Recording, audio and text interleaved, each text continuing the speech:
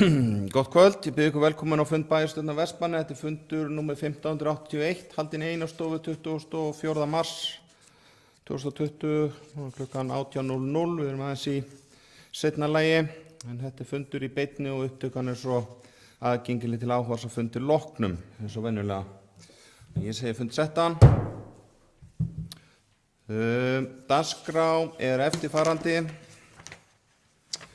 Það eru 11 mál.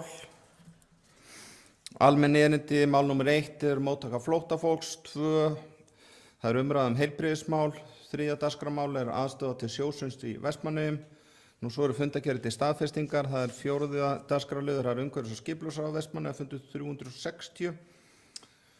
Og þar þurfum við að samþykkja lið nummer 1, aðrir liðir 24 liggja til upplýsinga, dagskrárliður 5, það er fræðsluráð Vestmannaeyja, fundur 355.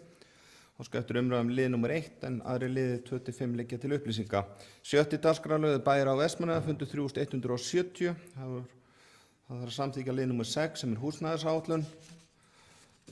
Og liðir 1-5 og 7-10 liggja fyrir til upplýsinga. Dagskrárliður nummer 7 á þessum fundi, það er fjölskyldu- og tómstundaráð, það er fundur 275. Það er liður 1 liggur fyrir til upplýsinga. 8. dagskrárliður á þessum fundi er Frankt- og hafnaráð, það er fundur 273. Og það er liður 1-7 sem liggja fyrir til upplýsinga. 9. dagskrárliður er fræðsluráð Vestmannaeyja, fundur 356, það er liður 1. Leikskólamál og dagkennslumál sem liggur fyrir til umræðu. Dagskrárliður 10, það er umhverfis- og skipulagsráð Vestmannaeyja, fundur 361. Og það er liður 1 sem liggur fyrir til staðfestingar, en það er endurskoðun á vinnureglum við úthlutun byggingarlóða hjá Vestmannaeyjabæ. Nú, liðir 2-3 liggja fyrir til upplýsinga. 11. dagskrárliður er bæjarráð Vestmannaeyja, fundur 3171, það er liður 1 umræða samgöngumál sem liggur fyrir til umræðu og liður nummer 3 staða sýslumanns í Vestmannaeyjum sem liggur jafnframt til umræðu. Nú, aðri liðir 2 og 4-10 liggja fyrir til upplýsinga. Þá er ekkert annað en að ganga til dagskrá og það er 1. dagskrárliður, það er móttaka flóttafólks. Það er Njáll Ragnarsson, gjörðu svo vel.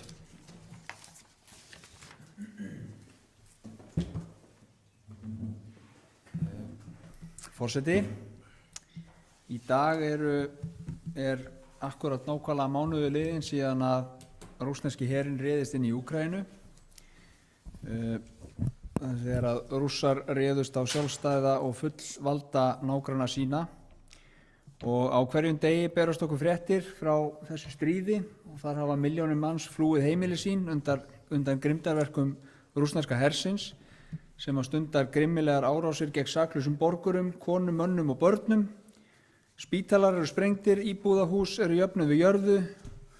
Stríð Rússa er viðbjóðslegt eins og raunar flest önnur stríð og öll önnur stríð. Og það er erfitt fyrir okkur sem að búum í friðsælasta landi í heimi að ímynda okkur aðstæður úkraínsku þjóðarinnar. Á fundi sínum 16. mars síðastliðinn fól bæjarráð, bæjarstjóra og bæjarritara að setja sig í samband við þar til bær stjórnvöld til þess að bjóða fram aðstoð Vestmannaeyjabæjar vegna móttöku flóttafólks. Settur var á laggirnar sérstakur vinnuhópur á vegum bæjarins og sem hefur það hlutverk að aðstoða flóttafólk og koma því inn í samfélagið í Vestmannaeyjum. Hópurinn hefur hafið störf og mun starfa þangað eins lengi og þörf er á. Nú þegar eru komnir til Vestmannaeyjar flóttamenn frá Úkraínu sem hafa einhver tengsl við Vestmannaeyjar, ýmist fjölskyldu, vini og svo framvegis, og þess má geta að Vestmannaeyingur af úkraínsku bergi setti sig í samband við bæjarstjóra fyrir í mánuðinum og ræddi við hana málin og það er vel, fór yfir þessa stöðu sem þarna er uppi komin og þar að leiðandi bregst bærin við og við bregðumst við því ákalli sem að mörg sveitafélög hafa brugðist við á undanförnum dögum og vikum. Nú eins og staðan er í dag að þá eru komnir til Vestmannaeyja einhverjir flóttamenn og mér skilst að það gangi ágætlega að koma þeim inn í samfélagið okkar. Einhverjir nemendur eru komnir inn í grunnskólan, IBVF hefur tekið á móti krökkum og komið þeim á æfingar og hjálpað þeim með að komast inn í þann félagsskap og það er mikilvægt að allir bæjarbúar og fyrirtæki, einstaklingar og aðrir geri það sem við getum gert og það geta allir gert sitt. Og það er mikilvægt að bæjarstjórn Vestmannaeyja sendi í kvöld frá sér skýr skilaboð: við stöndum með úkraínsku þjóðinni.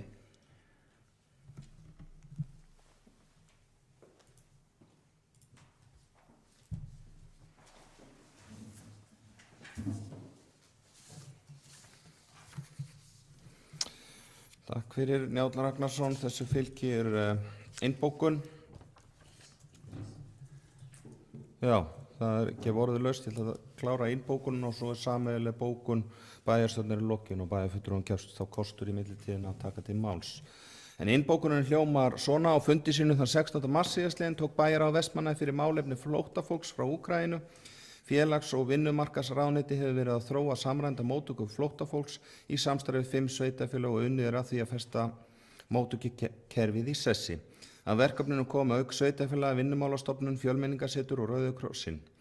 Félags- og vinnumarkaðsráðuneyti hefur óskað eftir þátttöku sveitarfélaga í þessu brýna verkefni þar sem þáttakan getur verið sniðin að stærð og getu hvers sveitarfélags.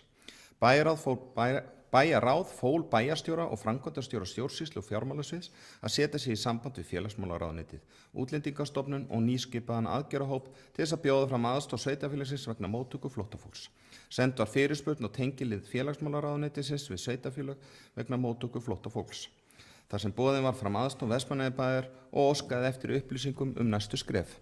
Beðið svara frá ráðuneytinu. Jafnframt ákvað bæjarráð að setja á laggirnar vinnuhóp á vegum Vestmannaeyjabæjar sem hafði það hlutverk að aðstoða flóttafólk við að komast inn í samfélagi í Vestmannaeyjum og hefur hópurinn þegar tekið til starfa.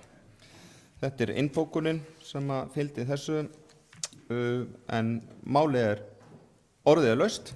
Undir þessum lið Helga Kristín Kolbeins. Gjörðu svo vel.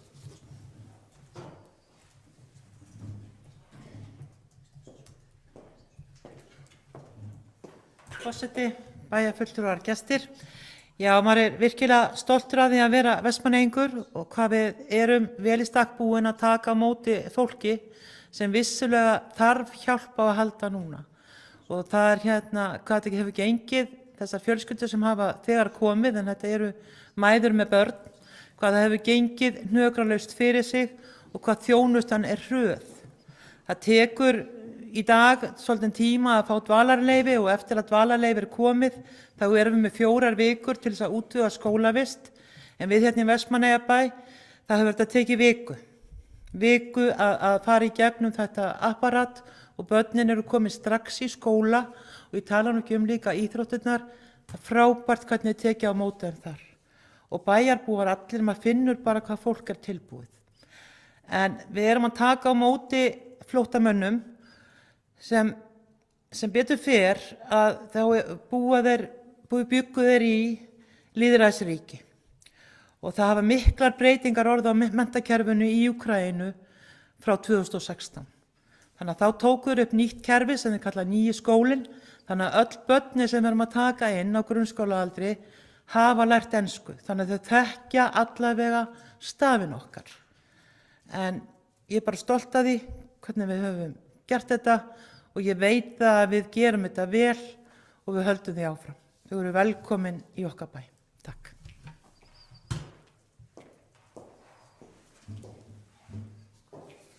Já, takk fyrir Helga Kristín Kolbeins. Vilja fleiri bæjarfulltrúar taka til máls undir þessu lið? Íris Róbertsdóttir, gjörðu svo vel.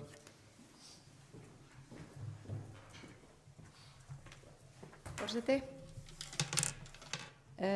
Ég bara tek undir það sem sagt hefur verið hérna og mér langar að koma því að það skiptir máli að við mögulega getum að við hjálpum og hún var mjög hóvar hérna, bæjarfulltrúin Helga Kristín Kolbeins hérna áðan, en Helga hefur verið að aðstoða barn og móðir hans eftir að þau komi hérna og það skiptir máli að þessi fyrstu flóttamenn sem hafa komið til okkar eru fólk með tengingar eins og Njáll Ragnarsson bæjarfulltrú kom hérna inn á áðan og mér fannst ég búin að vera svolítið í samskiptum við bæjarfulltrú Helgu Kristínu Kolbeins og það er algjörlega dásamlegt að heyra hana að lýsa því sem hún fór aðeins hérna inn á áðan að börnin komist í íþróttirnar og börnin komist í skólan og börnin eignist líka vini sem er mjög spennandi og meðal annars barnabarn Helgu á nýjan mjög spennandi vin. Þannig að það er frábært að horfa á fólk svona nálægt manni sem er að taka þátt í þessu og mér langaði bara að fá að hrósa bæjarfulltrú Helgu Kristínu Kolbeins fyrir það að stíga þetta skref og aðstoða þetta fólk og bjóða velkomin til okkar. Já, takk fyrir Íris Róbertsdóttir, ég tek undir það, virkilega vel gert Helga Kristín Kolbeins, þannig að það er gott að við getum hjálpað til, en orðið er laust áfram undir þessu lið að bæjarfulltrúar vilja taka til máls. Svo er ekki, þá ætla ég að lesa hér sameiginlega bókun bæjarstjórnar. Grimmileg innrás Rússa í Úkraínu hefur kallað yfir úkraínsku þjóðina miklar hörmungar. Milljónir hafa lagst á flótta og daglega berast fréttir af grimmdaverkum rússneska hersins gagnvart saklausum borgurum. Bæjarstjórn Vestmannaeyja fordæmir harðlega innrás Rússa í Úkraínu þar sem brotið er á sjálfstæði og sjálfræði úkraínsku þjóðarinnar. Mikilvægt er að ríki og sveitarfélög sýni úkraínsku þjóðinni stuðning. Bæjarstjórn lýsir því yfir að Vestmannaeyja bær er reiðubúin til að taka móti flóttafólki í samstarfi við stjórnvöld. Mikilvægt er að standa vel að komu fólks, veita því góða þjónustu og tryggja að það komist inn í samfélagið okkar. Undir þetta rita allir bæjarfulltrúarnir hér. Við ljúkum þá þessum fyrsta dagskrárlið með þessari bókun og tökum til máls dagskrárlið nr. 2 sem er umræða heilbrigðismál og það er staða sjúkraflugs.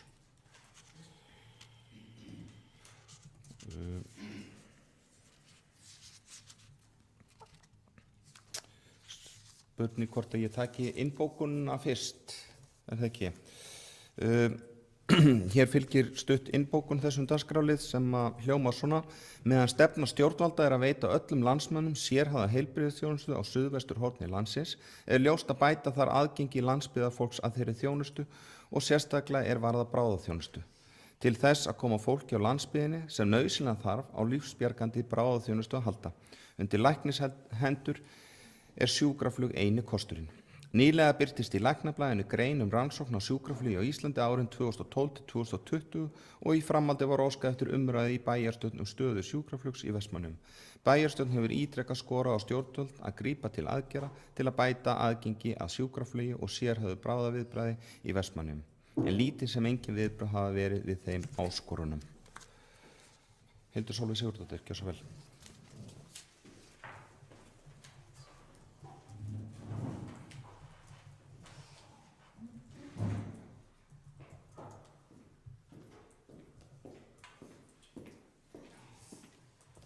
Forseti, bæjarfulltrúar og gestir, já, þetta er ekki fyrsta og ekki í síðasta skipti sem við munum væntanlega ræða þessi mál, bæði heilbrigðismálin eða sjúkraflutningana. Þetta eru auðvitað lífsspursmál og gríðarlega alvarlegt hagsmunamál fyrir Vestmannaeyinga. Það var auðvitað mikið í rauninni skref aftur á bak og óheilla skref þegar að hér var lokað skurðstofu og við höfðum ekki aðgang að svæfingalækni eða skurðlækni. Og á þeim tíma þegar við höfðum hér opnað skurðstofu að þá var sjúkraflugvélin flutt og í rauninni miðstöð sjúkraflutninga flutt til Akureyrar. Og það var árið 2010 og þá, eins og ég segi, vorum við ennþá með skurðstofu opna. Hún var flutt til Akureyrar sem er í 520 km fjarlægð. 3 árum síðan, 2013, og þá var þessari skurðstofu því miður lokað og bráðaviðbragðið við Vestmannaeyjar var því skert verulega. Og þrátt fyrir þessa skerðingu að þá kom engin efling á sjúkraflutningum með bættum viðbragðstíma fyrir íbúa eða gesti samfélagsins.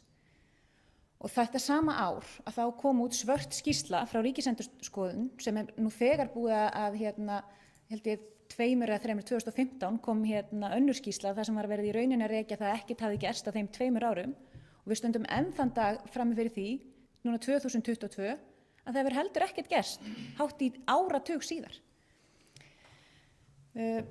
Í þessari svörtu skýrslu Ríkisendurskoðunar kom fram að meðalflutningstími í rauninni á sjúkraflutningum, það sem eru bráða eða alvarleg veikindi, jókst 24 mínútur fyrir Vestmannaeyjar.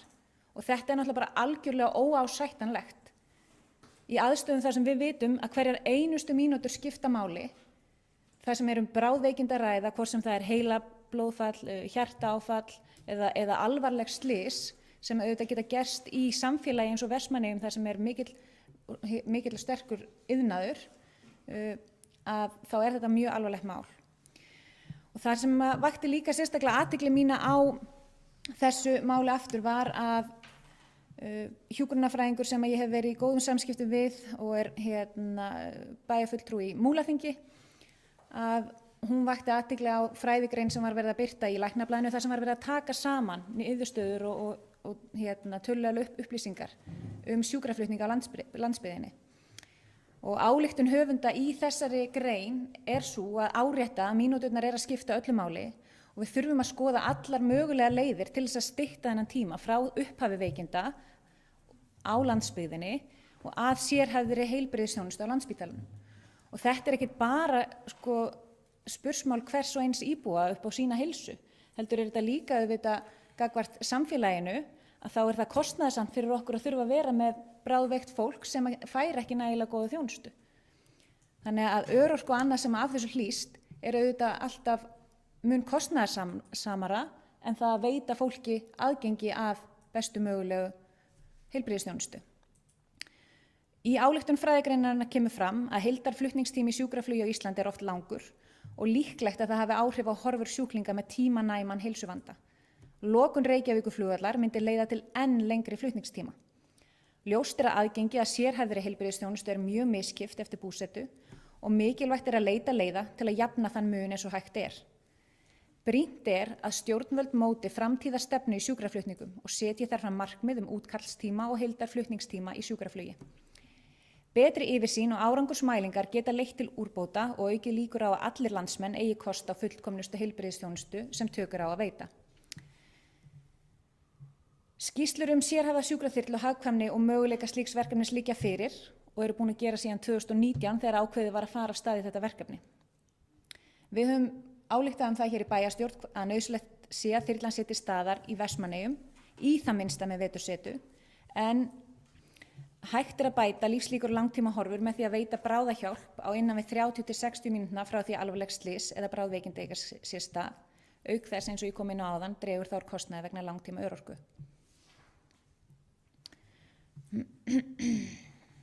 Ég með drög að sameiginlegri bókun bæjarstjórnar í þessu máli og hún svo hljóðandi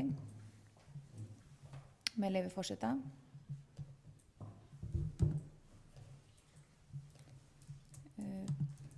Hún svo hljóðandi. Bæjarstjórn Vestmannaeyja skorar á heilbrigðisráðuneytið að ganga tafarlaust til aðgerða til að bæta aðgengi að sjúkraflugi og sérhæfðu bráðaviðbragði á landsbyggðinni. Áform tilraunaverkefni með sérhæfðri sjúkraþyrlu sem tilkynnt var í lok desember 2019 þurfa að koma til framkvæmda. Óásættanlegt að enn hátt í áratug eftir birtingu skýrslu Ríkisendurskoðunar þar sem aukin tímalengd í flugi frá Vestmannaeyjum og Vestfjörðum var gagnrýnd hefur ekkert breyst. Þar kom fram að á Vestmannaeyjasvæði tóku útköll vegna atvika þar sem sjúklingur var talinn í bráðri eða mögulega bráðri lífshættu að meðaltali 24 mínútum lengri tíma eftir að aðsetur sjúkraflugvélar svæðisins var flutt frá Vestmannaeyjum til Akureyrar. Í nýbirtri fræðigrein í Læknablaðinu kemur fram að langur heildarflutningstími sjúkraflugi á Íslandi hafi líklega áhrif á horfur sjúklinga með tímanæman heilsuvanda. Lokun Reykjavíkurflugvallar myndi valda enn lengri flutningstíma. Þar kemur fram að aðgengi að sérhæfðri heilbrigðisþjónustu mjög misskipt eftir búsetu og mikilvægt að leita verið leiða til að jafna þann mun eins og hægt Bæjarstjórn leggur áfram áherslu á að sjúkraþyrla og starfsteymi hennar verði staðsett í Vestmannaeyjum til þess að stytta viðbragðstíma útkalla á Suðurlandi. Í Vestmannaeyjum eini mannaði flugvöllurinn á Suðurlandi sem með veðurupplýsingaþjónustu, vetrarþjónustu og jafnframt flugvöllurinn sá eini á Suðurlandi sem með blind aðflugs og blind brottflugs búnað. Vestmannaeyjar stærsti þéttbýliskjarni landsins þar sem ekki aðgengi að sérhæfðu lífsbjargandi viðbragði innan 45-60 mínútna. Sú staðreynd auk landfræðilegra sérstöðu sveitarfélagsins gera það að verkum að hagsmunir og öryggi íbúa verða best tryggðir með staðsetningu sjúkraþyrlunnar í Vestmannaeyjum. Bókun lýkur. Takk fyrir.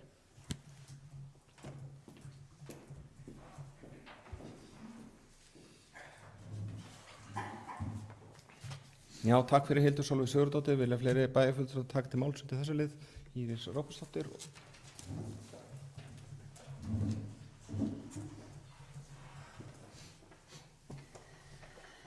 Forseti.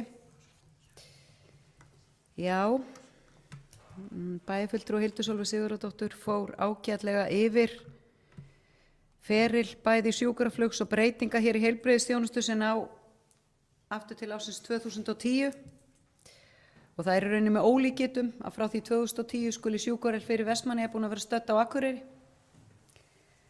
og að ekkert skuli hafa gerst í því, en það styttist í nýtt útboð á sjúkrafluginu að við klárum það fyrst og við, bæjarráð hitti heilbrigðisráðherra fyrir svona rúmum mánuði og þá lögðum við þunga áherslu á það að á því yrðu breytingar í útboðinu, að ef að menn ætla að halda sig við, menn og konur ætla að halda sig við sjúkraflug en ekki sjúkraþyrluna sem er okkar fyrsti kostur, að þá er algjört skilyrði að flugvélin sé stödd í Vestmannaeyjum. Og það vitum við öll að það er mjög oft hægt að fara frá Vestmannaeyjum þó ekki sé hægt að lenda. Og hvað þá þegar að fljúga hér með sjúkraflugvél og það er ekki hægt að því það er ófært frá Akureyri, þó að það sé fært hérna hjá okkur. Þannig að þetta er bara löngu orðið tímabært að gera breytingar í þessu og í rauninni ótrúlegt að þetta skuli hafa verið látið viðgangast allan þennan tíma. En við náttúrulega héldum 2019 að við værum að leysa þetta mál. Þá var búið að vera mikil umræða og það er skýrslu skilað 2018 varðandi sjúkraþyrluna og þetta þegar talað þetta sérhæfða teymi sem fylgir þyrlunni, þá þýðir það að þó ekki sé hér skurðstofa og svæfingalæknir, þá erum við komið með teymi sem er að svipa kalibur eins og það er svæfingalæknir, hjúkrunarfræðingar og þeir borð í þessari sem fylgir þessari þyrlu sem geta gripið inn í með þessu lífsbjargandi viðbragði. Þannig það yrði gríðarleg breyting fyrir utan styttingu af viðbragðstíma. En að það ekki bara að þetta hafi verið, og við gerum okkur vonum að þetta væri farið á stað, auðvitað var gulrótin hjá stjórnvöldum líka að þjónusta Suðurlandið út af ferðamönnunum.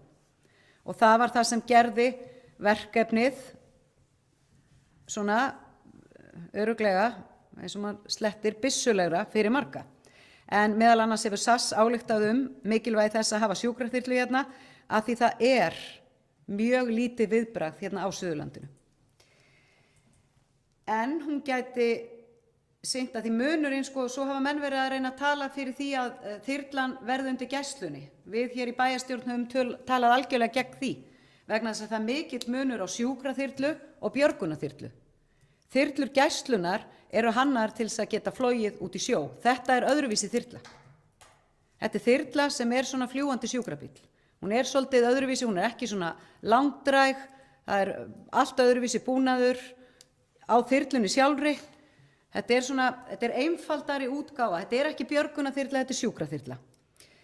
En við höfum allavega vilja fylgja því vel eftir að þetta verkefni færi á stað og tókum þetta aftur upp fyrir ráðherra í framhaldi af leiðbeiningum það að við vildum sjúkraflugvélina hingað en helst viljum við þyrluna og það verkefni. Og það er mikilvægt að bráðaviðbragð í Vestmannaeyjum, með þessari þyrlu verður komið á þessari staðarvaktaðri sjúkraþyrlu. Þá eru mönnuð hér á staðnum. Fólkið er hérna og sömuleiðis er það mikilvægt og það sem við líka rætt hérna í bæjarstjórn að það verði gerð stefna varðandi þetta og við séum að búa við það að það framtíðarfyrirkomulag verði í landinu þannig að aðgengi að sérhæfðu lífsbjargandi bráðaviðbragði með þyrlum eða öðrum hætti verði innan við 45 mínútur fyrir alla landsmenn. Og það er til dæmis viðmið sem notað í Noregi. Við erum hérna, bæjarfulltrúi Hildur Sólveig Sigurðardóttir var að tala 45-60 mínútur sem búið að vera að ræða, en við erum með 90 mínútna viðbragð frá Akureyri. Og þetta eru bara algjörlega óboðlegt. En eins og framkom áður þá margborað þetta og við erum búin að ræða sérstaklega þessa sjúkraþyrlu 3 sinnum síðan 2019, bæði í bæjarráð og bæjarstjórn. Bæjarstjórn hefur á 10 fundum, bæjarstjórn og bæjarráð, á þessu kjörtímabili rætt sjúkraflug og sjúkraþyrlu. Og við höfum á öllum fundum með heilbrigðisráðherra að tekið þetta mál upp. En þetta er náttúrulega algjörlega ólíðandi og óboðlegt ástand og ég skrifaði nú litla persónulega sögu núna í vikunni þar sem að ég lendi í því með dóttur mína að við komumst ekki hérna í burtu. Við vorum bara mjög heppin, við fengum frábæra þjónustu upp á spítala og læknirinn sem tók á mót okkur, hann áttaði sig strax á því hvað var að barninu. En ef að hann hefði ekki verið reyndur, þessi læknir, getum alveg sagt hver það var pabbi bæjarfulltrúa Trausta Hjaltasonar, læknir með margra ára reynslu sem áttaði sig strax á því hvað var að dóttur minni. En hún hefði að sjálfsögðu þurft að komast bara á næstu klukkutímum á barnaspítalann. En það er ömurlegt að það þurfi atvik sem er ekki aftur tekin til þess að ýta svona þjónustu og til þess að klára þetta, hvað ég var að segja, bæta stöðun út á landsbyggðinni. Að því staðan á aðgengi að bestu þjónustu, hún er algjörlega óbóðlega á landsbyggðinni. Það var tekin ákvörðun það við Austurvöll að ákveða það ætla að lækna alla í Reykjavík, þá verðum við að komast þangað. Og það er ábyrgðin sem er á Alþingi, á þingmönnum og á ráðherrum. Þar er valdið og þar er ábyrgðin, þar eru peningarnir, þeir þurfa að klára þetta. Það er löngu komin tíma á.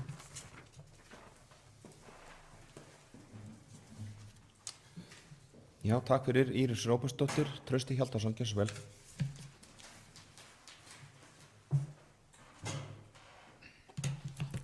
Forseti, bæjarfulltrúar, gestir.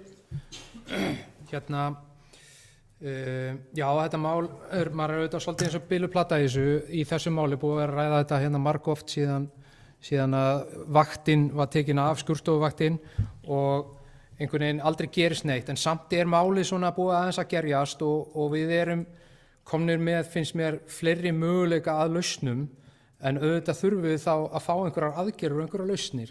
Það sem að ég vil hvetja bæjarfulltrúa til þess að gera er að gefast aldrei upp í svona málum, og við höfum staðið saman í þessu og ég veit að við munum gera það áfram, bæði í heilbrigðismálum og samgöngumálum, sem eru mál sem skipta okkur rosalega miklu máli og er kannski eitt af því fáa sem að virkilega er eitthvað að hjá okkur í Vestmannaeyjum.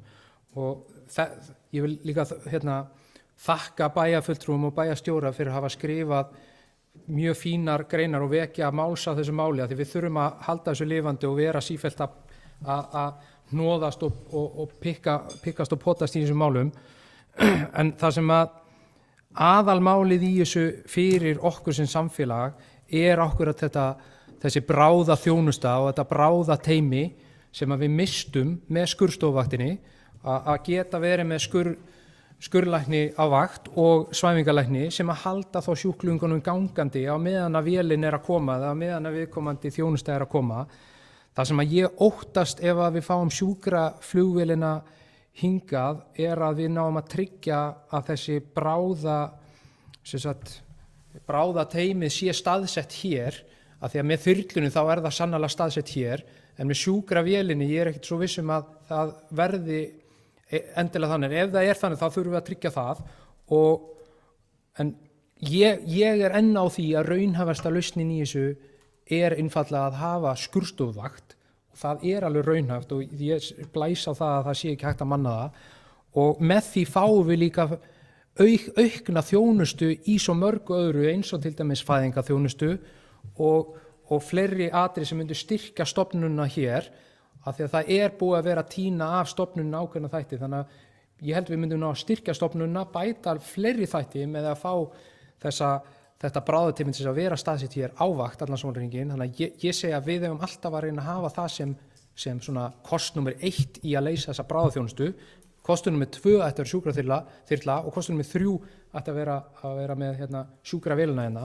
Auðvitað væri best að hafa þetta allt saman, en þannig að ég vil bara svona hvetja bæjarfulltrúa til að halda máluna áfram á lofti og við gefumst ekki upp í þessu, af því að það er voðalega auðvelt að segja að við erum búin að vera að reyna í mörg ár og þetta þýðir ekki, en við megum ekki hugsa þannig, við erum að halda áfram og alveg þangað til við fáum þá þjónustu sem við eigum skilið að fá.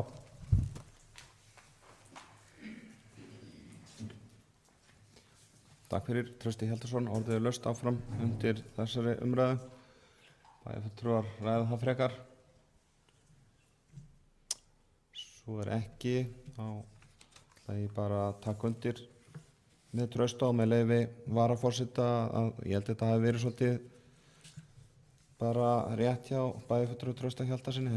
Við erum svona eins og biluð plata og mér finnst nú við vera búin að ræða þetta eiginlega allt kjörtímabilið og þannig ég veit ekki alveg, þetta bara eina af þessum glímu við ríkisvaldið og þetta er ekki svo eina, þær eru nokkrar og með þess að eru þær í svona uppsiglingu nokkrar viðbót, þannig að þetta en meira var það nú ekki. Þannig að við ljúkum þessum dagskrárlið nr. 2 í þessu og tökum til dagskrárlið nr. 3 og það er aðstoð til sjósunds í Vestmannaeyjum. Ég ætla að byrja á örstuttri innbókun í þessum lið. Haustið 2021 auglýsti Vestmannaeyjabær eftir tillögum að uppbyggingu aðstöðu til sjósunds í Klaufinni Höfðavík. Arkitektafyrirtæki Undra EHF var eina fyrirtæki sem sendi inn tillögu. Er að ræða tillögu sjávarbaðstað með aðstöðu til sjósund og útivistar við Klaufina Höfðavík í Vestmannaeyjum. Sjávarbaðstaðan mun falla að nærumhverfi og verði í nánum tengslum við náttúru Vestmannaeyja. Markmið tillögunnar er að skapa skemmtilegan áfangastað fyrir bæjarbúa og gesti til útivistar og til að stunda sjóbuð. Hugmyndin er að sjávarbaðið og aðstöðan fyrir sjósund verði hluti á gönguleið sem ætlað er að tengja saman helstu sögu og útsýnisstaði í Vestmannaeyjum. Gert er ráð fyrir að sjávarbaðstaðan verði með laugum á 2 pöllum, kaldur og heitur pottur, útsýnisstað, sturt og búningsaðstöðu og mögulega sána. Vatni í laugunum verður upphitað sjór. Á fundi sínum þann 28. febrúar síðastliðinn ákvað umhverfis- og skipulagsráð að vísa málinu til afgreiðslu bæjarstjórnar. Jóna Sigríður Guðmundsdóttir, gjörðu svo vel.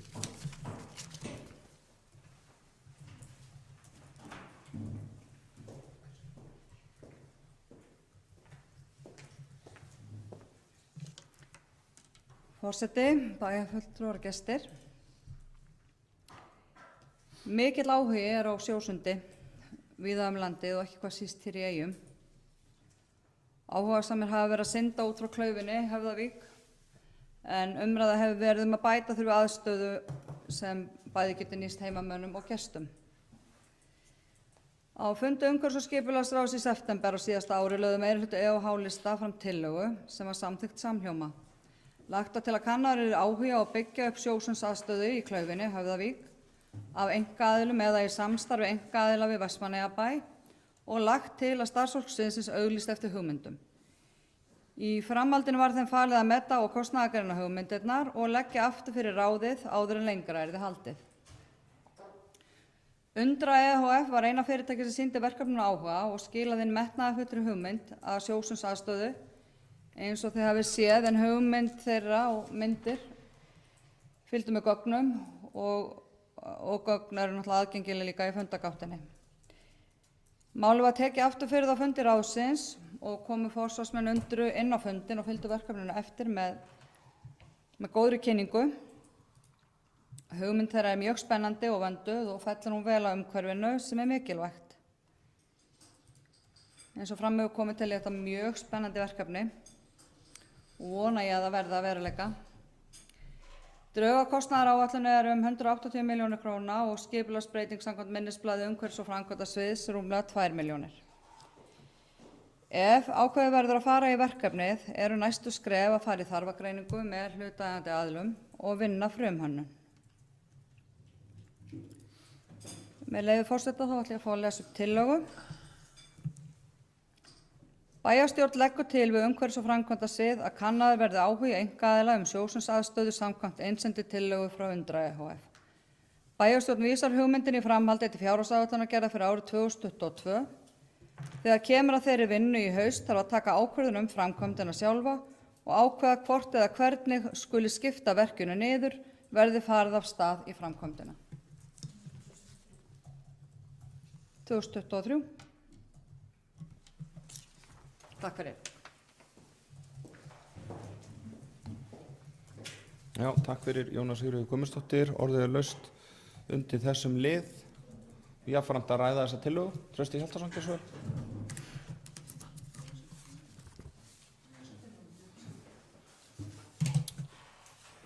Forseti, bæjarfulltrúar. Takk fyrir yfirferðina. Bæjarfulltrúi Jóna Sigríður. Ég mér langar að spyrja aðeins varðandi tillöguna. Hvað vísa til fjárhagsáætlanagerðar? Ég átta mig ekki alveg á erum við að taka ákvörðun að vísa til fjárhagsáætlanagerðar, hverju erum við að vísa til fjárhagsáætlanagerðar? Við ætlum að kanna hvort einkaaðilar hafi áhuga og ef þeir hafa áhuga að gera þetta þá að borga 180 milljónar eða hvað? Erum við að vísa til fjárhagsáætlanagerðar að bærinn alltaf leggja 180 milljónir í þetta eða að hvað ætlum við að eyða í þetta?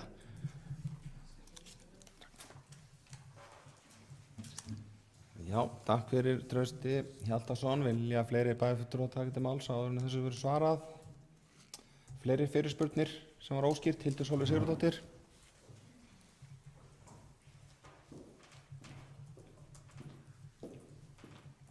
Forseti, bæjarfulltrúar og gestir. Já, ég vil bara byrja á að þakka líka ráðunni fyrir umfjöllunina þetta mál og þessi kynning og þetta verkefni bara mjög spennandi og rosalega flotta myndir og bara, já, ótrúlega svona skemmtilegt. Það kannski svona nokkri þættir sem að ég svona spyr mig í þessu. Annars vegar varðandi nauðsynlega innviði sem að þyrfti fyrir verkefnið.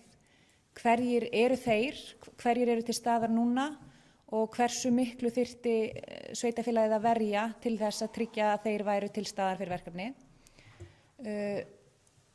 Að öðru að þá varðandi náttúrulega kostnaðinn og að tala heyrði ég hvað, 160-180 milljónir, þá væntanlega bara frumkostnaður bara við verkefni sjálft og þá væntanlega engar rekstrartölur að því væntanlega með að við kynninguna á þetta væri þarna sána og það þá væntanlega einhver starfsmaður sem að þarf að sinna þessu og þannig að svona hvort að það sé einhverjar hugmyndir mögulegan árlegan rekstrakostnað við þessa framkvæmd.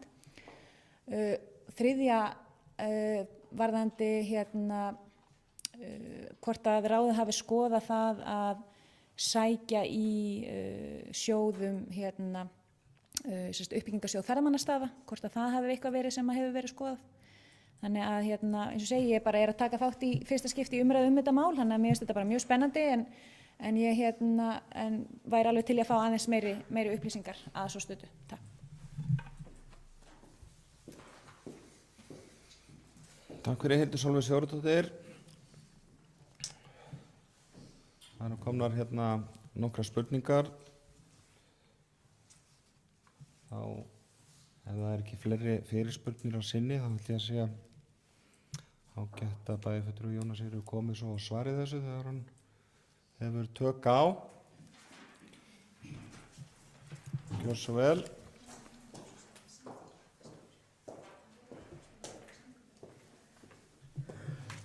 Forseti, bæjarfulltrúar, gestir. Með tillögunni náttúrulega átti það að það er ekkert verið að segja að Vestmannaeyjabær sé að fara að gera þetta. Og ég lesa kannski tillögun aftur. Bæjarstjórn leggur til við umhverfis- og framkvæmdastig að kannaður verði áhugi einkaaðila sjósundsaðstæður samkvæmt einsetti tillögu frá Undrað ehf.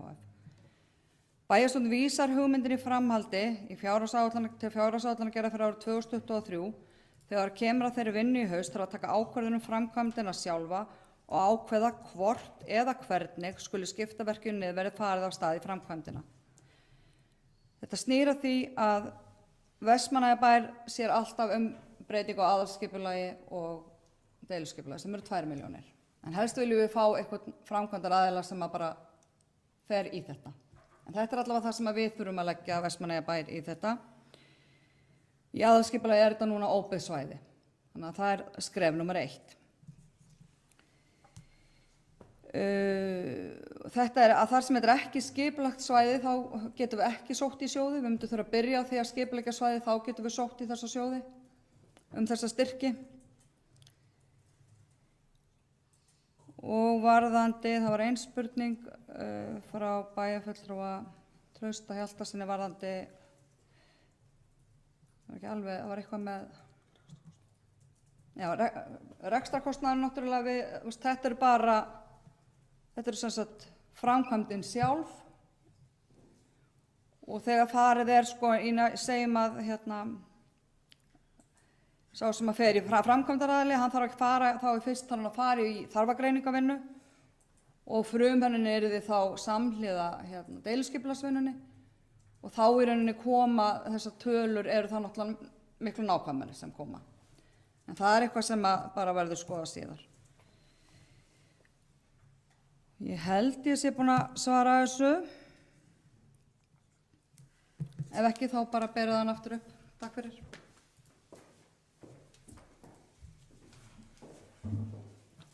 Já, takk fyrir Jóna Sigríður Guðmundsdóttir. Eru frekari spurningar eða umræður tillöguna? Það svo sem, já, Trausti Hjaltason, gjörðu svo vel.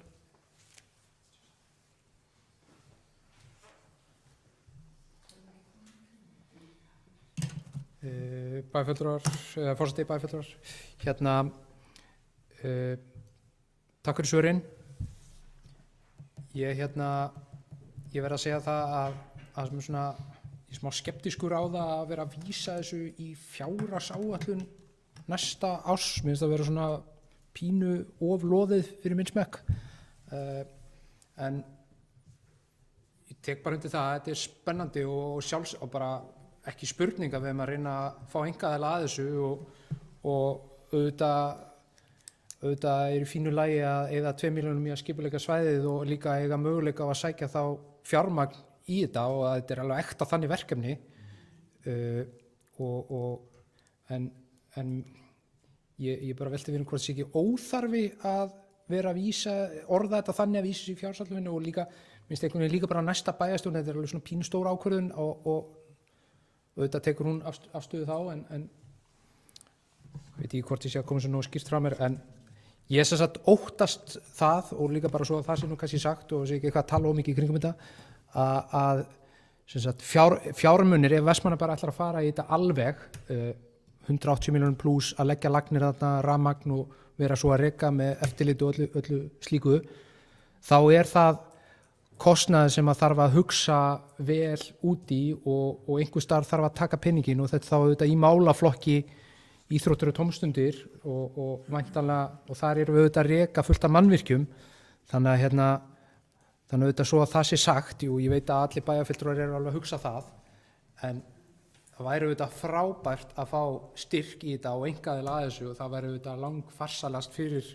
sveitarfélagið og samfélagið og gaman að geta haft boðið upp á svona flotta aðstöðu þannig að en ég kannski svona velti því upp hvort við að orða þetta eitthvað aðeins smekklegra með að vísa þessu í fjárhagsáætlun.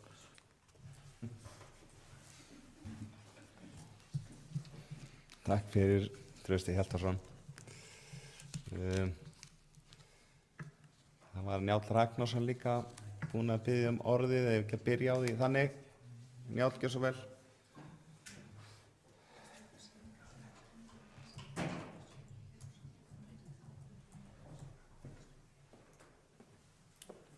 Forseti, mér finnst þetta, ég verð bara að segja, ég ætla að lýsa því yfir og ég ætla að þakka ráðinu fyrir að hafa tekið þetta inn og þakka þeim sem að koma með þetta undramönnum og konum því að þetta er virkilega spennandi verkefni og við vitum það eins og bæjarfulltrúi Jóna Sigríður Guðmundsdóttir fór yfir hér áðan að þá er áhugi á sjósundi í Vestmannaeyjum að aukast.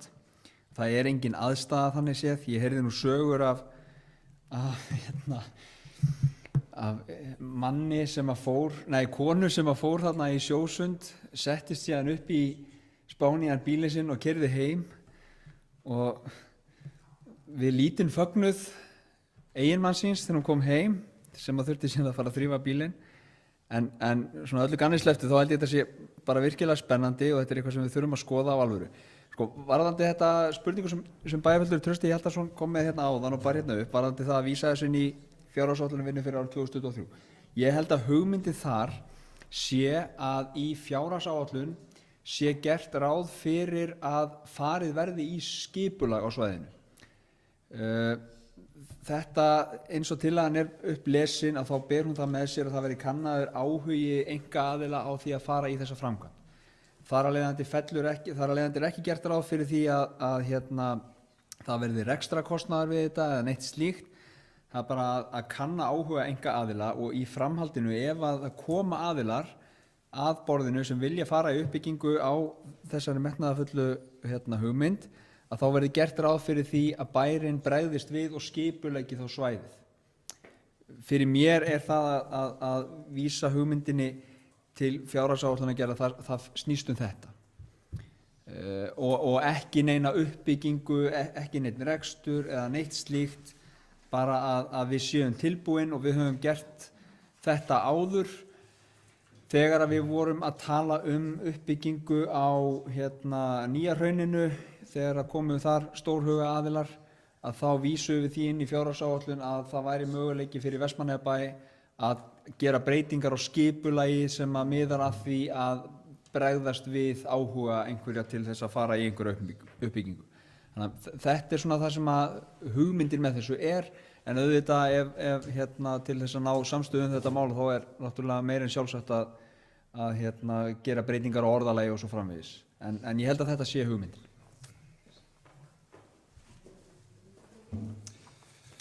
Já, takk fyrir Njáll Ragnarsson. Ég hef alltaf undan að skrifa hér niður þeir sem að vilja taka til máls, en Hildur Sólveig var búin að biðja orðið áðan og svo kemur Íris Róbertsdóttir. Gjörðu svo vel, Hildur Sólveig.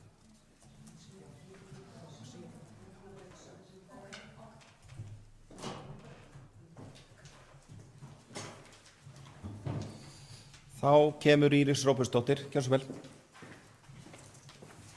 Forseti, bæjarfulltrúar og góðir gestir. Það er búið að vera hérna umræða og það er bara okkur ljúft og skylt ef að bæjarfulltrúar upplifa að tillagan sé ekki nógu skýr, og við bara tökum þær ábendingar til okkar. En mér langar fyrst að segja að mér finnst þetta gríðarlega spennandi, mér finnst þetta flott leið hjá ráðinu að fara, og við sjáum það bara í úthlutunum og styrkjum hjá varðandi uppbyggingu ferðamannastaða að það hafa orðið breytingar meira segja á úthlutunarreglunum. Þær voru þannig að það þurfti að vera 50% framlag frá sveitarfélögunum. Það er búið að breyta því að því sveitarfélögin réðu ekki við þetta 50% framlag að þetta eru stórar og miklar framkvæmdir. Þannig að þetta verkefni í samstarfi við einhverja aðila klárlega fittar þarna inn.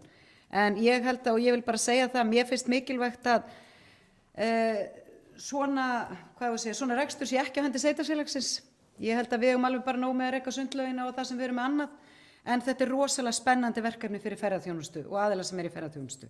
Og þess vegna er kannski ekki verið að tala það, og heldur ekki yfirferð hjá Jónu Sigríði Guðmundsdóttur sem er formaður ráðsins, var ekkert rætt reksturinn, heldur verið að reyna að koma hugmyndin á stað, og mér skildist nú að hafa verið bara fín samstaða í ráðinu það að koma þessu í gang.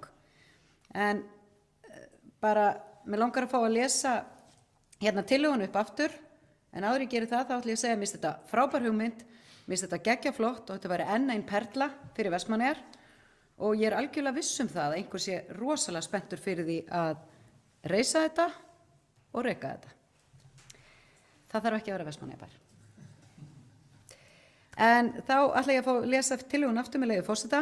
Bæjarstjórn leggur til við umhverfis- og framkvæmdasvið að kannaður verði áhugi einkaaðila sjósund aðstöðu samkvæmt innsendir tillögu frá Undra EHF. Bæjarstjórn vísar aðal- og deiliskipulagsvinnu í framhaldi til fjárhagsáætlanagerðar fyrir árið 2023. Þegar kemur á þeirri vinnu í haust þarf að taka ákvörðun framkvæmdina sjálfa og ákveða hvort og hvernig skipta skuli verkinu niður verði farið af stað í framkvæmdina.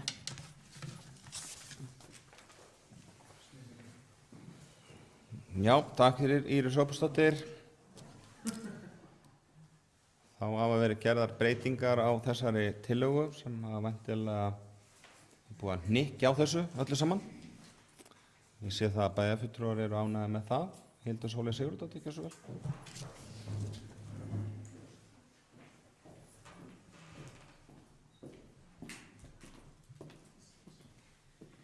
Forseti, bæjarfulltrúar og gestir, já, ég tek bara undir það sem hefur verið komið inn á hér, að þetta er auðvitað mjög spennandi verkefni og að gera að við leitum til einkaframtaksins að koma að þessu, og það var bara mjög vel gert að fara í þessa hönnunarvinnu, og þarna eru allavega frábær hugmynd fyrir einhverja stórhuga aðila að grípa og velta af stað. Þannig að það er bara mjög gott, og ég vil bara fá að þakka líka meirihlutanum fyrir góða viðtökur við ábendingum og áhyggjum okkar minnhlutans. Takk fyrir.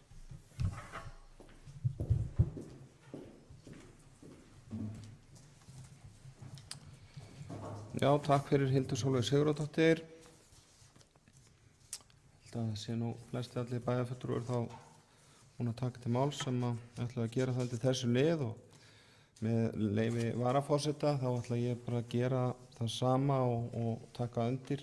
Mér finnst þetta frábært og einhvern veginn verðum við að koma svo stað og persónulega var þarna einn aðili sem kom með frábærar hugmyndir og ráðið búið að taka vel í þetta og vinna úr þessu. Þannig að þetta er einhvern farvegi og ég held að þetta sé rétt að það sé þessi skipulagsvinna. Auðvitað þekkjum við það, þetta tekur sinn tíma, skipulagsvinnan. En ég held að það sé, við erum öll saman það að það er farsælast að fá einkaaðila til þess að sjá þetta og reka en þetta mun sannarlega eins og Íris Róbertsdóttir segir enn ein perlan hér til Vestmanna ef á yrði. Þannig að ég held við ljúkum þessu á þessu og þá er að taka til atkvæða þessa tillögu.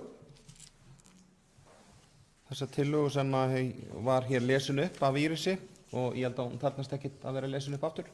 Þannig að við erum öll tilbúin í að greiða atkvæði hana, þá bæjarfulltrúar sem eru því samþykki gefa mér atkvæðamerki. Það eru 7 bæjarfulltrúar þannig að hún er samþykkt samhljóða. Nú, 4. dagskrármál er umhverfis- og skipulagsráð Vestmannaeyja, það fundur 360 í umhverfis- og skipulagsráði. Það er til samþykktar þessi liður númer 1 sem að ég ætla að lesa fyrir bæjarfulltrúa og áhorfendur og þá sem eru að hlusta á okkur. Þetta er fundur í umhverfis- og skipulagsráði, fundur nr. 360, haldinn 28. febrúar. Fyrsta dagskrármál, strandvegur 104, umsókn stækkun lóðar og byggingarreits, breyting á deiliskipulagi H2.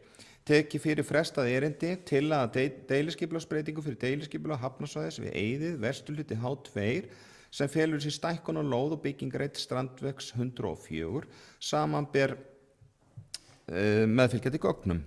Fyrir liggur umsókn framkvæmd á Hafnarás frá 8. febrúar 2022.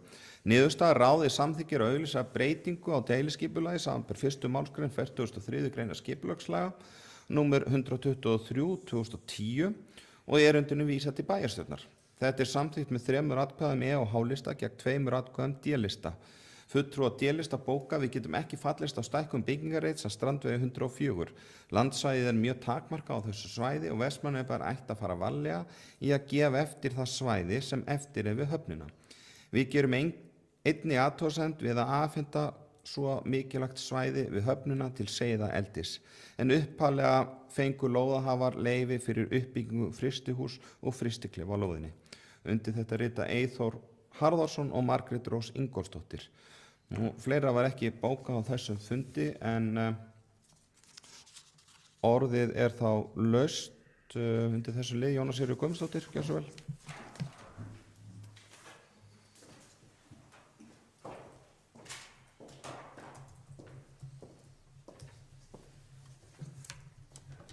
Forseti, bæjarfulltrúar og gestir.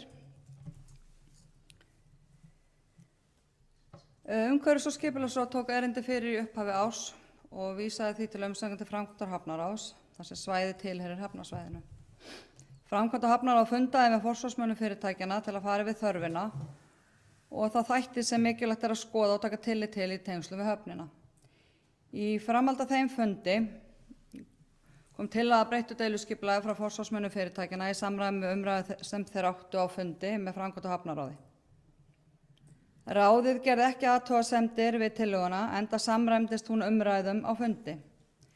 Ráðið vísaði erindinu til afgreiðslu umhverfis- og skipulagsráðs sem samþykkti erindið með 3 atkvæðum meirihlutans gegn 2 frá minnihluta D-listans. Sem ég tel vera mjög sérstakt í ljósi þess að vera búin að fá upplýsingar fundinn hjá sínum fulltrúum í framkvæmdar Hafnarráði.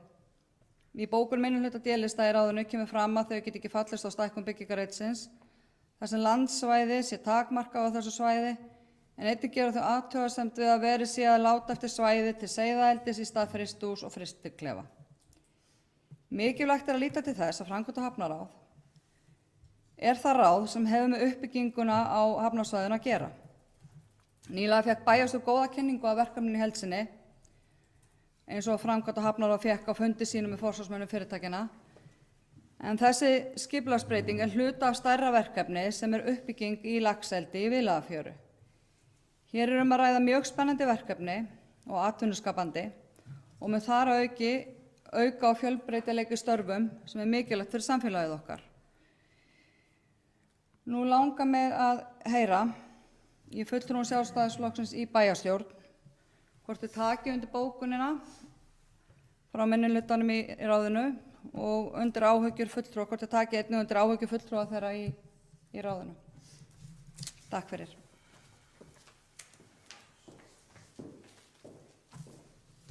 Já, takk fyrir Jóna Sigríður Guðmundsdóttir. Orðið er laust undir þessum lið. Það var bæjarfulltrúar vilja taka til máls. Hildur Sólveig Sigurðardóttir, ekki svo vel.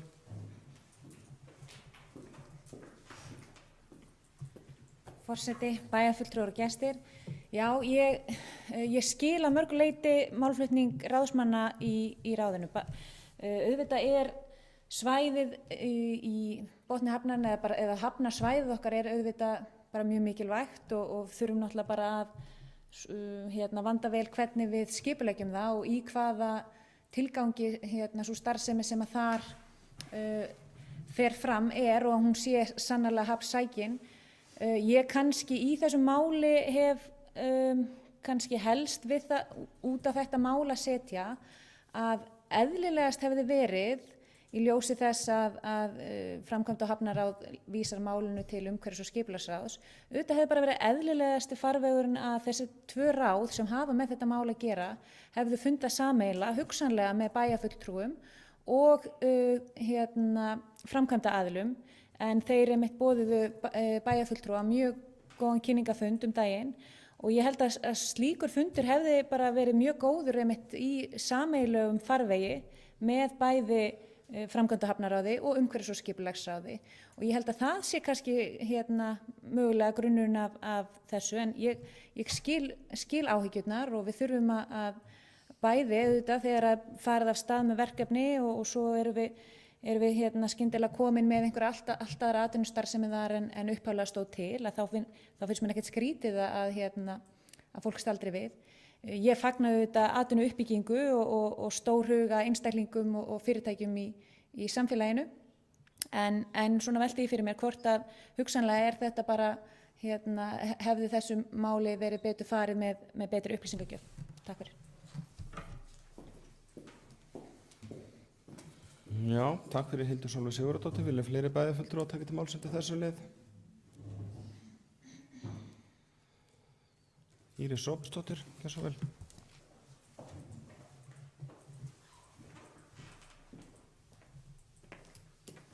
Forseti, bæjarfulltrúar og gestir. Ég bara var rosalega ánægð að fá þennan kynningafund á verkefninu sem er ekki sá fyrsti sem við fáum bæjarfulltrúarnir en verkefnið hefur þróast mjög mikið frá fyrsta fundunum sem við fórum á og það sem mér finnst gríðarlega jákvætt fyrir þetta samfélag að það kom meðal annars fram að bein störf við þetta fiskeldi og starfsemi tengda því eru milli 50 og 100 og í kringum 200 störf allt í kringum þetta og við þurfum bara á því að halda að hafa fjölbreyttari atvinnustarfsemi heldur en við erum með og það eru ýmis teikn á lofti varðandi villta fiskinn sem við erum að veiða og það er að verða ákveðin þróun í þessu eldi og það sem er náttúrulega mjög jákvætt og við sjálfsagt hefðum ekki verið svona jákvæð ef þetta væri sjóeldi en þetta eldi er upp á landi og það er bara allt önnur framkvæmt og það sem mér finnst mikilvægt og ég kann að meta við þetta verkefni er að mér finnst hugsunin, hún er til framtíðar, hugsunin í kringum allt verkefni er mjög græn, það er mikið hugað að kolefnisspori og ýmsum þáttum í allri starfseminni, nýtingu, það er hugsað nýtingun á vatninu, hvernig getum við farið með sem best með rafmagnið og það er ofboðslega flottar pælingar og þetta er náttúrulega gríðarlega stórt. Ég spurði nú hver skalinn væri á fjárfestingunni og ég fékk töluna 10 til 20 milljarðar, það er svolítið stórt og vítt. en allavega er þetta gríðarlega spennandi. En varðandi seiðaeldi þá var það ekki í upphaflegu plönunum, en það kom fram á þessum kynningafundi að staðan væri nú bara hreinlega þannig að það væri nánast ekki hægt að fá seiði, vegna þess að það er ekkert verið að þeir sem eru í eldinu eiga bara ekki umfram seiði eða eru svo með, eða vilja helst ekki láta samkeppnisaðilana fá. Og það var líka farið vel í það með okkur að mikilvægi þess að hafa þetta staðsett þarna, en það er þetta hafnsækin starfsemi, hann geta að segja annað en að þetta tengist nú, þetta eru nú fiskar líka, þetta séu seiði, en allavega þá bara var ég ánægð með með þessa kynningu og hlakka til að fylgjast með. Við erum að tala að þetta geti orðið alltaf 10.000 tonn og aðalmark bara, þú veist, hafa bjartsýni, það virðist vera jákvæðni í tengslum við fyrirspurnir fjárfesta og annað á verkefninu, þannig að ég allavega hlakka til að fylgjast með þessu og það er bara mikilvægt að við bæjarfulltrúar sem situm hér í dag skrifuðum undir viljayfirlýsingu þar sem við vorum tilbúin að koma að þessari uppbyggingu og hjálpa auðvitað innan þeirra marka sem að skipulag og sá rammi sem okkur er settur varðandi uppbyggingu fyrirtækja, og við ætlum að leggja okkur fram við að koma með í þessa vegferð og það hefur verið mikil samstaða verkefnið, þess vegna kom þetta mér örlítið og óvart, en það getur vel verið að það hefði átt að vera einhver sameiginlegur kynningafundur, þá hefði líka bara fulltrúanum verið í lóga lagið að óska eftir frestun á afgreiðslunni og biðja kynningafundi. Það hefði líka verið hægt, en annars er ég bara gríðarlega spennt fyrir þessu verkefni. Þetta er frábært tækifæri fyrir Vestmannaeyjar og flott að sjá þessa öflugu einstaklingar sem eru komnir, byrjuðu með verkefni og eru komnir að því.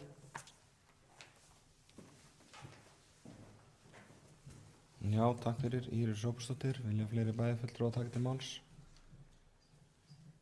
Svo sýnist mér ekki.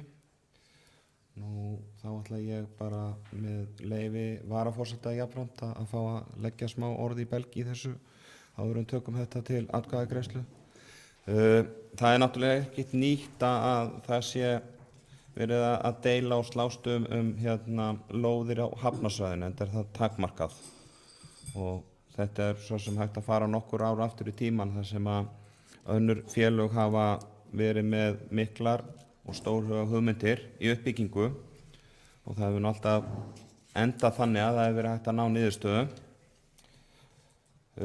Þarna eru aðilar sem eru með frábæra hugmynd að mínu mati og ég held að það sé bara flestir bæjarfulltrúar líka bara mjög ánægðir og ég held að bara jafnvel bæjarbúar vegna þess að þetta er náttúrulega bara þannig að þetta víkka náttúrulega bara aðeins atvinnustigið, þetta eins og við höfum ofta rætt kannski að fjölga eggjunum í körfunni, þetta er iðnaður sem er í mikilli uppsveiflu, bæjarstjóri Íris Róbersdóttir kom inn á kostnaðartölur og fleira, það er þekkt þessi uppbygging sem hefur verið á þessum svæðum út all landið, þar sem að bæir hafa tekið bara stakkaskiptum.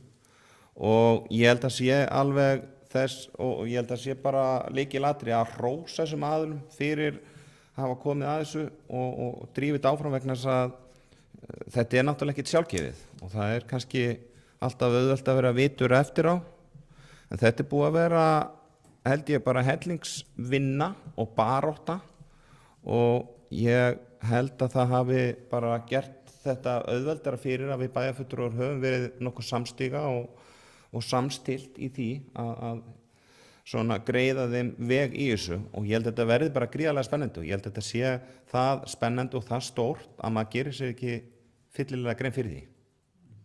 Ég held að það sé málið.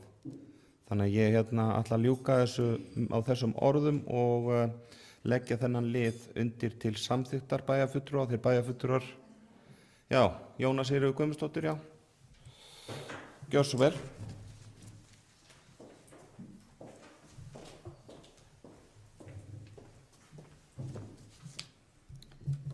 Forseti, bæjarfulltrúar, gestir, bara kannski aðeins að koma því að breytingin á skipulaginu, það sem er aðalega sem hefur áhrif þar á, það eru bílastæðin. Þau sem sagt hefðu átt að vera 53 en fara niður í 25.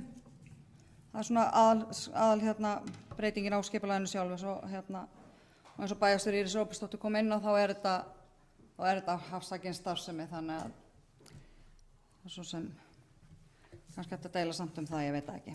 En forseti, með leyfi forseti, þá ætla ég að fá að lesa upp bókun.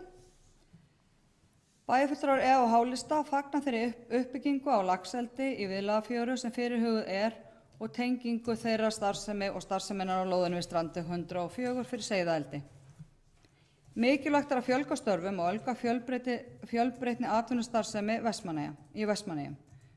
Bæjarfulltrúar á Hálista get ekki annað en furðað sig á því að fulltrúar D-listans í umhverfis- og skipulagsráði sé ekki samstiga fulltrúum D-listans í framkvæmda og hafnaráði uppbyggingu á lóðinni að strandvegi 104.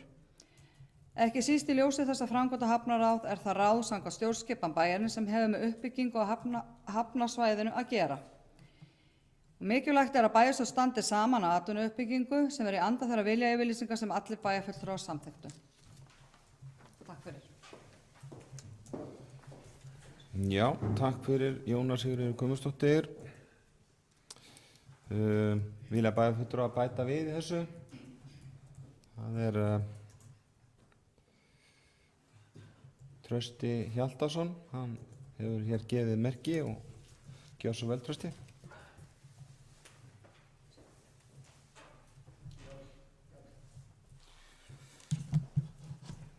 Forseti, bæjarfulltrúar. Þetta er svakalega spennandi og virkilega ánægjulegt að menn skulu vera tilbúnir að fara í svona gríðarlega mikla fjárfestingu og klárlega þetta er eitthvað sem skiptir samfélaginu miklu máli að fá hérna inn menn með dug og þor til að fara í svona bara nýsköpun og ætla sér mikla hluti. Þetta mun búa til störf og fjölga eggjónum í körfunni sem er eitthvað sem við þurfum á að halda, þannig að ég og eins og allir bæjarfulltrúar erum bara mjög spenntur og ánægður með þetta allt saman og ég skil alveg að fulltrúar í ráðinu hafi verið svona að ræða ákveðnar áhyggjur varðandi skipulagsþættinum. Ég held að það hafi nú síðan bara allt saman skýrst og það var tekinn þarna fínn kynningarfundur í kjölfarið eftir þennan fund og þar sem að málin voru skýrð og hérna ég man ekki eftir því að hérna einhver hjá Sjálfstæðisflokknum hafi verið á móti verkefninu nema síður sé og það er bara alls ekki og ég átta mig nú ekki alveg á hvert meirihlutin er að fara með þessari bókun hjá sér þar sem að hérna við höfum bara allan tíman verið spennt fyrir þessu verkefni og hérna það er hins vegar allt annað mál þegar kemur að svona ákveðnum atriðum í kringum svæðið sem varðar skipulag eins og til dæmis bílastæðamál og annað og það er bara alveg eðlilegt að menn ræði það og finni lausnir og hérna þannig að menn þurfa nú ekkert að vera viðkvæmir fyrir því þó að komi einhver bókun með það. Þannig að ég vildi nú bara svona slá af allan vafa þetta allt saman að við erum bara ánægð með þetta og þetta er bara spennandi en skipulagshlutin að það þarf að vanda hann og þess vegna var fínt að fá kynninguna og fara við það og vonandi bara mun þetta ganga vel og störfunum hjá okkur fjölga og verði þarna til enn öflugra fyrirtæki og allir verði kátir. Já, takk fyrir Trausti Hjaltason. Orðið er laust áfram. Bæjarfulltrúar vilja ræða málin. Helga Kristín Kolbens, gjör svo vel.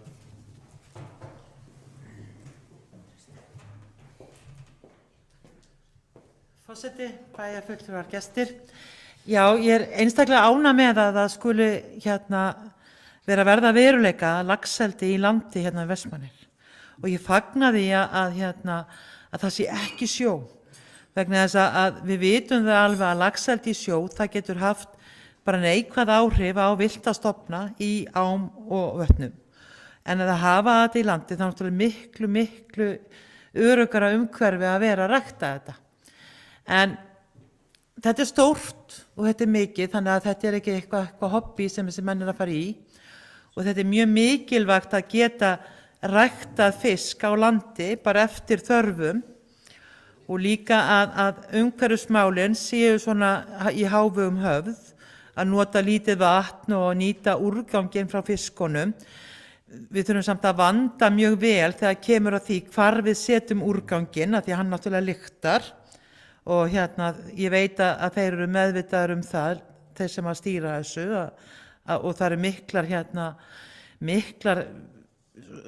mikil svona þróun í því hvað er verið að gera við úrganginn frá fiskunum. Það er hægt að rækta grænmeti, það er hægt að rækta þörunga og svo náttúrulega hægt að vera með áburð.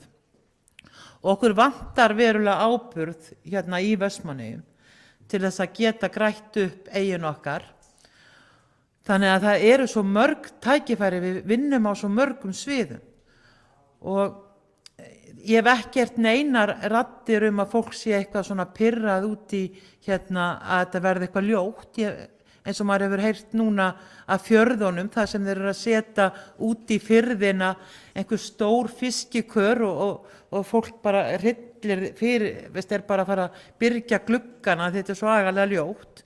Þannig að það verður að sækja þá af sjónum, það er mjög mikilvægt. Að þeir með ekki taka allt að því eins og kom fram líka að það gífurlegur fjöldi starfsmanna sem er í þessu fiskeldi. Ég veit ekki hvort þið séu allir þarna í seiðaeldinu en það eru margir starfsmenn sem er að koma og þannig að við þurfum að passa vel upp á það að þeir eru ekki allir með bílastæði og þá held ég sé líka eitt sem er mjög skemmtilegt, það er að hafa svona deilibíla. Takk.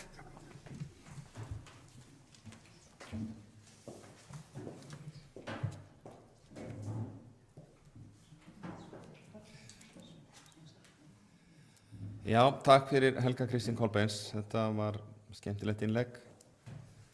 Með leyfi varaforseta þá stingi upp á það líka hvort það sé ekki bara fínt að starfsmenn sé á hjóli. Það er mikið í tísku hérna í Vestmannaeyjum núna að vera á hjóli. Þannig að það eru ýmsar lausnir við skemmtilegum verkefnum, þannig að við verum ekki í neinu vandræðum með það. Þannig að það er búið að biðja orði hér meira og kannski svona rétt að ljúka því út að ég kom ekki inn á þann en svona hefur komið kannski inn á hjá öðrum bæjarfulltrúum að við megum ekki gleyma að þetta er náttúrulega að skapa störf og þá líka kannski bara dýrmæt tæknistörf líka og fellur kannski vel að þessu sem við höfum verið að reyna að vinna hérna í bæjarstjórninni, að laða að fleira fólk, þannig að það er svona fjölbreyttari störf. Þannig að Hildur Sólveig Sigurðardóttir, gjörðu svo vel. Forseti, bæjarfulltrúar og gestir, já, ég þakka hljóði. Ég ætla bara kannski að fá að ljúka umræðunni bara með viðbrögðum við bókun meirihlutans með eftirfarandi bókun minnihlutans með leyfi forseta. Hún er svo hljóðandi. Bæjarfulltrúar Sjálfstæðisflokksins fagna uppbyggingu atvinnulífs og stórhuga framkvæmda aðilum í Vestmannaeyjum. Laxeldi er vaxandi atvinnugrein og ánægjulegt að sú starfsemi sé til framþróunar í Vestmannaeyjum.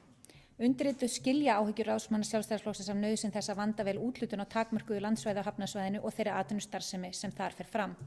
Ákjósanlegast hefði verið að bæði framkvæmd og hafnaráð, umhverfis- og skipulagsráð og bæjarfulltrúar hefðu allir fengið samræmda kynningu og fundað sameiginlega málið. Bókun lýkur. Takk fyrir. Já, takk fyrir Hildur Sólveig Sigurðardóttir. Ég held að þetta sé bara orðið nokkuð gott hjá okkur. Taka hennan lið til samþykktar. Þeir bæjarfulltrúar sem eru samþykkir þessu lið, gefið mér atkvæðamerki. Það er allir 7 bæjarfulltrúar, þannig að þetta er samþykkt samhljóða.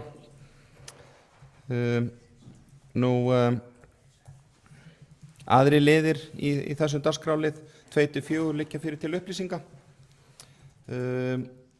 Þannig að við förum þá í 5. dagskrármál. Þetta gengur framar vonum og ég þakka bæjarfulltrúum fyrir það, góðan fund. Það er mikilvægt að við komumst hratt og vel yfir þetta allt saman. En það getur brugðið til beggja vona í þessu. Það er ekki víst að við klárum þetta svona hratt. En 5. dagskrármál er fræðsluráð. Það er fundur 355 og óskað eftir umræðum lið númer 1 sem er spjaldtölvuinnleiðing í grunnskóla Vestmannaeyja. Og undir þetta, í þessu er bókað í ráðinu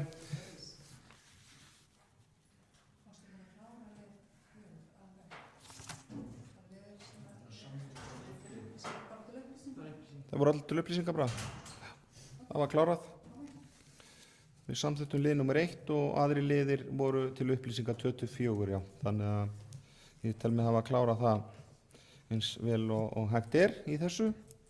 Þannig að ég held að við höldum áfram bara í fyrsta lið í fundagerð fræðsluráðs. Þetta er fundur 355 í fræðsluráði 28. febrúar og fyrsta mál þar er spjaldtölvu innleiðing GRVAF.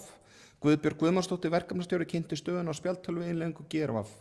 Markmiðið tæki á nemanda hefur verið náð sem er afar ánægjulegt. Þá sýnir könnun sem gerð var meðal nemenda að þeim gengur vel að tileinka sér tæknina í námi og verkefni eru fjölbreyttari. Þetta var bókað í ráðinu og það er Njáll Ragnarsson sem hefur óskað eftir orðinu. Gjörðu svo vel, Njáll. Já, virðulegur forseti, ég óskaði eftir að taka hér til máls vegna þess að mér finnst þetta afskaplega skemmtileg tímamót þar sem við höfum náð því núna að vera með 1 tæki á nemenda í grunnskólanum. Það er mjög ánægjulegt og eitthvað sem að hefur verið stefnt á undanförnum árum. Ég var nú með, sá nú á vefsíðu hjá grunnskólanum að þá er í unglingadeildinni 1:1, það er að segja 1 tæki á hvern nemanda á Chromebook tölvum. Á miðstiginu eru það er langt komið með tækjavæðingu þar sem að 5. til 7. bekkinn eru konir 1:1, það er að segja 1 tæki á nemanda af iPad og á yngsta stiginu sömuleiðis gengur þessi innleiðing bara mjög vel. Það var stofnað teymi eða verkefnastjóri utan þetta verkefni sem hefur haldið því eftir og það er ekki nóg að kaupa þessi tæki, heldur þarf að sjá til þess að nemendur fái fræðslu á þau, bæði nemendur og kennarar. Þetta tel ég vera lið í því að svona nútíma væða skólan, við vitum það og ég held að framtíðin felur í sér að það er meira verið að kenna á tæki og grunnskólinn okkar þarf náttúrulega að vera að fylgja þeirri þróun. Þannig að þetta verkefni er virkilega ánægjulegt og það er gaman að sjá það að sú stefna sem var tekin fyrir 3 árum síðan að fara í þessa vegferð, að hún er að skila árangri og að við séum núna að uppskera þetta. Auðvitað þurfum við að halda áfram og tryggja það að við höldum þessu við og höldum þekkingunni við bæði hjá nemendum og kennurum, en þetta eru alveg afskaplega gleðileg og ánægjuleg tíðindi og tryggir það að skólinn okkar verði í fremstu röð.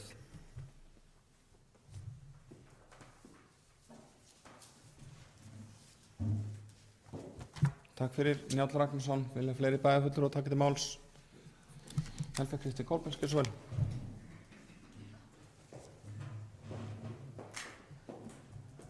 Forseti, bæjarfulltrúar, gestirnir farnir, áheyrendur. Það er mjög ánægjulegt að börnin séu komið tæki, en það er mjög mikilvægt að námsgagnagerð fyrir þessi tæki, það verði svolítið spýtt í lófana þar hjá ríkisvaldinu. Það er nefnilega ekki nóg að hafa bara tæki og tól, það þarf að vera með verkefni til þess að vinna í þeim og þetta er náttúrulega framandi þeim sem eru að koma að kennslu með þessum tækjum. Þeim var ekki kennt með þessum hætti, þannig að þeir geta ekki leita svona í sitt bakland.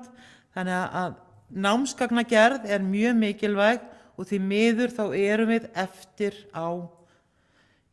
þar miðað við nágranna þjóðir. Takk.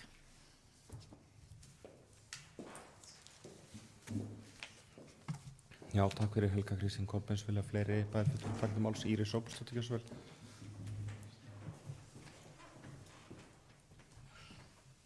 Forseti, þetta er afskaplega ánægjulegt mál.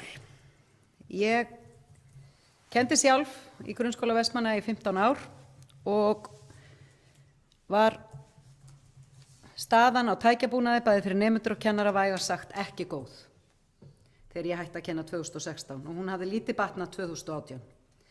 Og það var í rauninni ekki innleiðingaplan á því hvernig ætti að innleiða og gera þessa áætlun þetta tæki á mann eins og kom fram í máli hérna bæði fulltrúa Njáls Ragnarssonar áðan, en líka það sem bæði fulltrúa Helga Kristín Kolbeins sagði, það innleiðingar áætlunin. Hvað ætlum við okkur með þessari áætlun?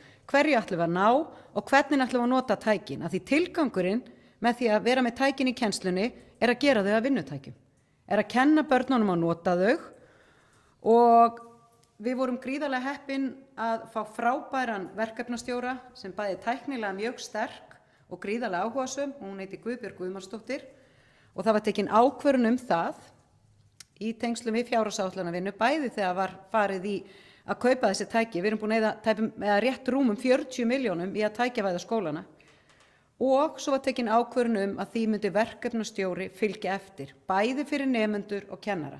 Af því það vinna, eins og kom fram hérna áðan, að setja sig inn í þessa nýju tækni og nota hana. Tilgangurinn ekki að búa til afþreyingatæki eins og símarnir og iPadarnir eru kannski sem notaðir eru heima, heldur vinnutæki. Og það hefur verið ofboðslega gaman að fylgjast með þessu, og þegar við fórum á stað að þá var áætlunin 1 ár í viðbót, hún átti að vera 4 til 5 ár að keyrast inn, en það var fyrir einni, ég held að það hafi verið 2020, já, í fjárhagsáætlunarvinnunni þá kom hugmynd hvort það væri ekki hægt að reyna að flýta henni. Og þá vann Unnu Anna-Rós og Guðbjörg Guðmarsdóttir, Anna-Rós skólastjóri grunnskólans og Guðbjörg verkefnastjórinn, unnu nýja áætlun það hvernig væri hægt að flýta þessu, hvað þyrfti að koma og hvernig, og að sjálfsögðu líka hvernig á að nýta tækin. Og við erum að taka út það sem heita tölvustofur, og það verið að eyða út þessum svokölluðu borðtölvum, og það var svolítið horft til framhaldsskólans gagnvart því sem snýr að kennarunum, og þess vegna gaman að skólameistari framhaldsskólans hér og hún hafði allan tíman mikinn skilning á þessu verkefni. En þess mátti gaman geta, allir hér inni eru væntanlega mjög áhugasamir stærðfræði og vita það að dagur stærðfræðinnar 14. mars, og svo var sumir bæði fullur að hlæja, en þetta mjög alvarlegt málefni, að svo var vika stærðfræðinnar inn í Hammarskóla. Og ég hef þann tíma sem ég hef verið bæjarstjóri, hef alltaf heimsótt skólana í tengslum við dagstærðfræðinnar eða vikustærðfræðinnar, og það var ekkert öðruvísi í ár, og ég fór inn í Hammarskóla og fór inn í 2. bekk og aðeins inn í 1. bekk, og þetta var, það náttúrulega algjörlega dásamlegt að sjá börn brosandi út af eyrum í stærðfræði. Manni hlýnar mjög í stærðfræðihjartanu þegar maður sér það. En það sem mér fannst líka gaman að sjá, þarna voru tækin í notkun, og það heitir Evolites, og það námskerfi sem sameinar námsleik, námsbók og upplýsingakerfi til þess að bæta námsárangur barna þar sem grunnfærni í stærðfræði kennd á skemmtilegan og árangurslíkan hátt. Þetta algjörlega geggjað kerfi. Kennarinn, þetta sett inn í iPadana. Kennarinn má ekki aðstoða nemandann vegna þess að hugbúnaðurinn þannig að hann finnur út hvað nemandinn stattur og með verkefni við hæfi. Finnur verkefni, stærðfræðiverkefni við hæfi og heldur utan árangur nemandans, og þetta bara framfarirnar sem hún Snjólaug sagði mig frá, sem fagstjóri í stærðfræði, það bara strax farið að sína árangur. Þetta í tengslum við Háskólann í Reykjavík, þetta þróun sem ennþá í gangi, en sko börnin ljómuðu sem voru í þessu.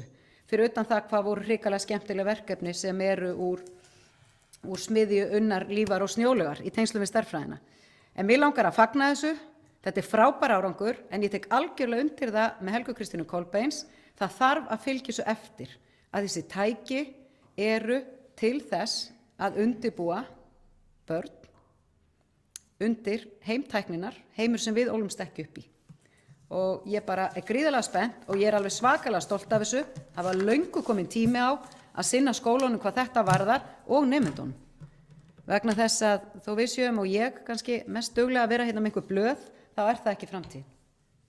Þá bara staðan þannig að þessi tæki að koma inn og við eigum, eins og mér svo gaman að segja, að nesta börnin þannig að við séum að kenna þeim á framtíðina.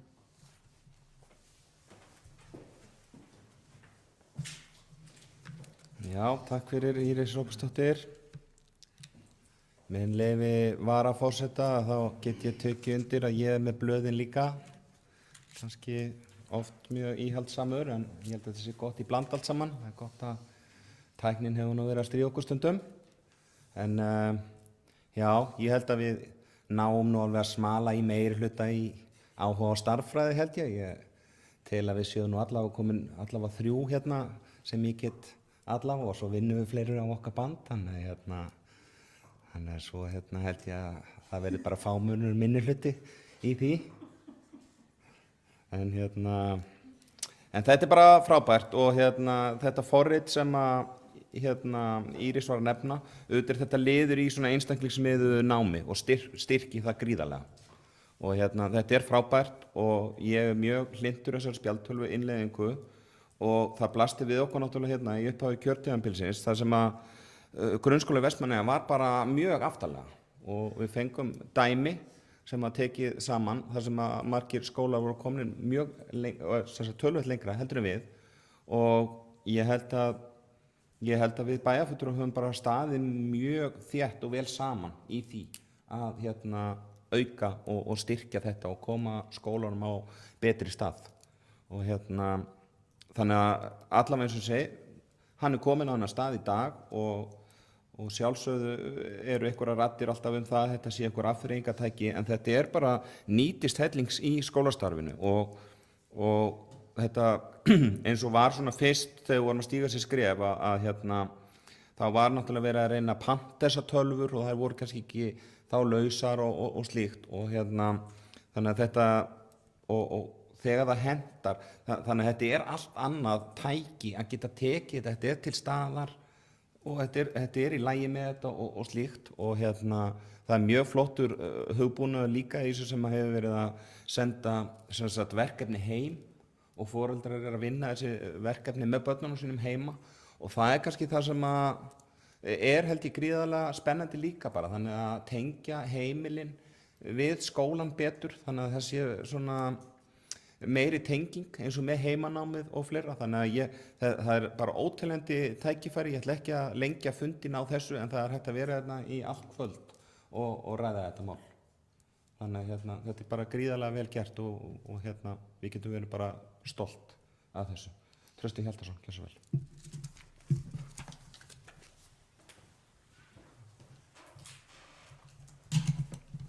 Bæjarfulltrúar og gestir. Ég ætla að lengja fundinn og halda áfram að tala um þetta mál af því að þetta er skemmtilegt og ég finn að flestir bæjarfulltrúar eru bara mjög spenntir yfir þessu. Það sem að kona mín svarar aldrei síman og sendi ég á Snjólu og spurði hvað hét aftur þetta forrit sem að svo komi Íris og sagði svarið að þetta er Evolites en ég er svo heppinn að kona mín kennari þannig ég er svona aðeins búin að fylgjast með þessari innleiðingu á þessum spjaldtölum.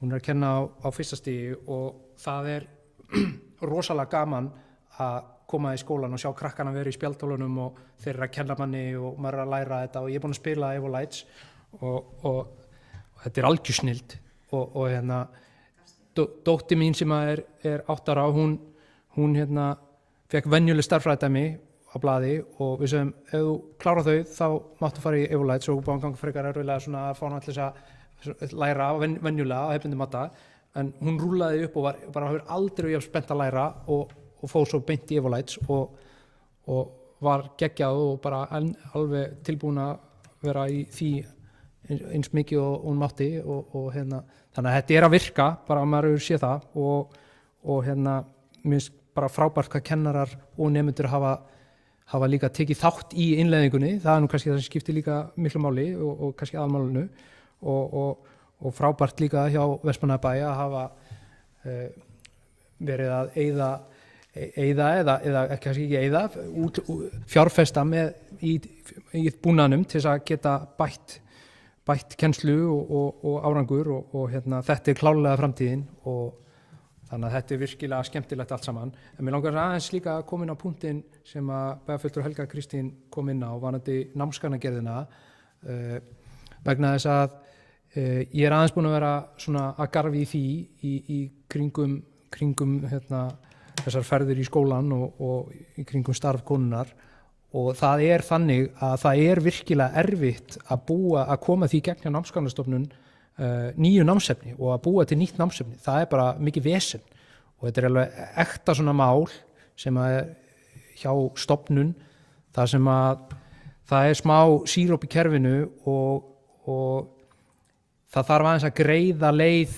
held ég fyrir fólk sem hefur áhuga að búti námsgögn og þar sem að sveitafélögin eru með skólamálinu sinni hendi, þá þetta auðvitað eitthvað sem áalveg að ræða á sveitastjórnarstiginu, þannig að mér finnst þetta bara frábær punktur sem að Helga Kristín kom með, bæjarfulltrúi Helga Kristín og af því að það svo rosalega hröð þróun í kennslu og í samfélaginu okkar og eins og þessi spjaldtöluvæðing sýnir, þannig að það að verða virkilega aðkallandi að fá nýtt námsefni, þannig að þetta er bara góð punktur og við ættum kannski að halda eitthvað þessari umræðu áfram, þannig að gaman að ræða þetta og ekkert að því að lengja fundin til þess að ræða þetta.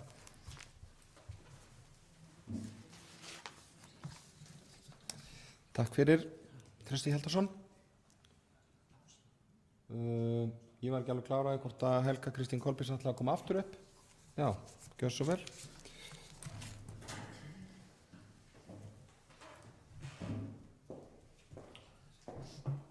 Forseti, bæjarfulltrúar.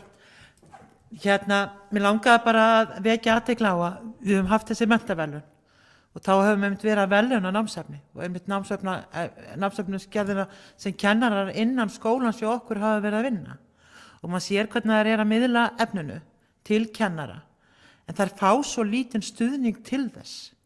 Það vantar svona vefbók sem það er fá ritstjóra, fá stuðning og fá að þetta virkilega flott og þannig að það væri mjög ánægilegt að við gætum búið til einhvern farveg kannski bara fyrir vorið að huga vel að námsgagnagerð í sveitafélaginu, við getum kannski bara að því við höfum haft þessi verðlaun að við höfum alveg svona þetta stökkball til þess að vekja athygli á þessu og svo vegna starffræðinnar þá get ég bara alveg staðfest að það hafa allir bæjarfulltrúar nema einn mikinn áhuga á starffræði þó ég hafi ekki kennt þeim öllum starffræði, ég kenndi nú aldrei bæjarstýrunni starffræði því að hún var í hraðferð, ég kendi hægferðinni já, 500, já, ok en fyrirgeðu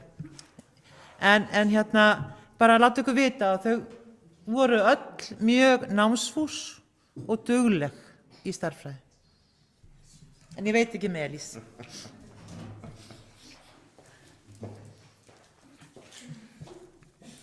Já, takk fyrir Helga Kristín Kolbeins. Þetta skemmtilegt og virkilega áhugavert. Njáll Ragnarsson, gjörðu svo vel.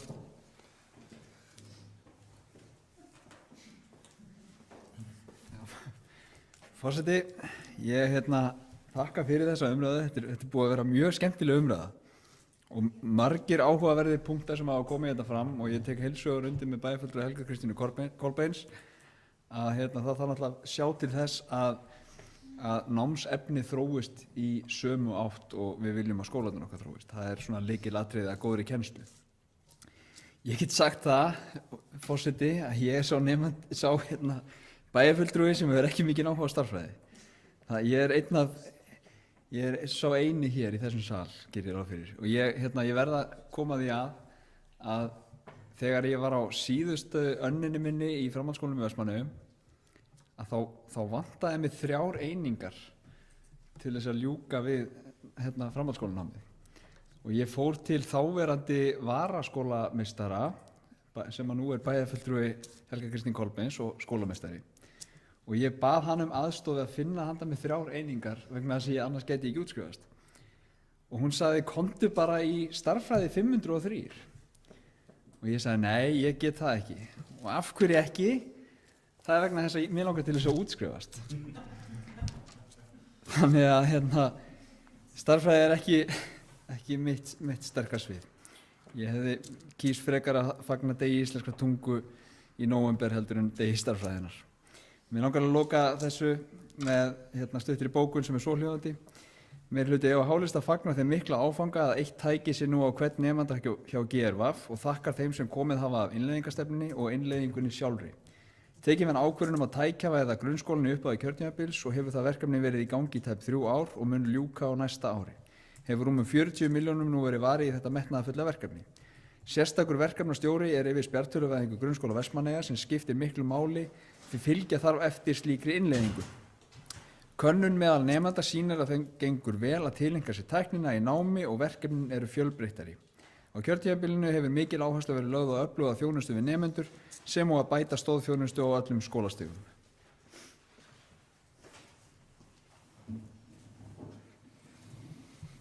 Já, takk fyrir Njáll Ragnarsson. Ég held að þetta sé, já, Hildur Sólveig Sigurðardóttir, gjörðu svo vel.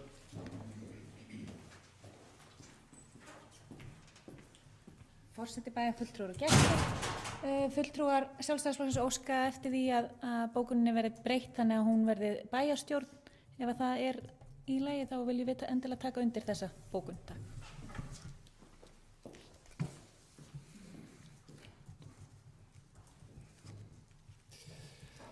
Já, takk fyrir Hildur Sólveig Sigurðardóttir. Ég held að þetta sé bara ljúft og skylt að bæta því og breyta.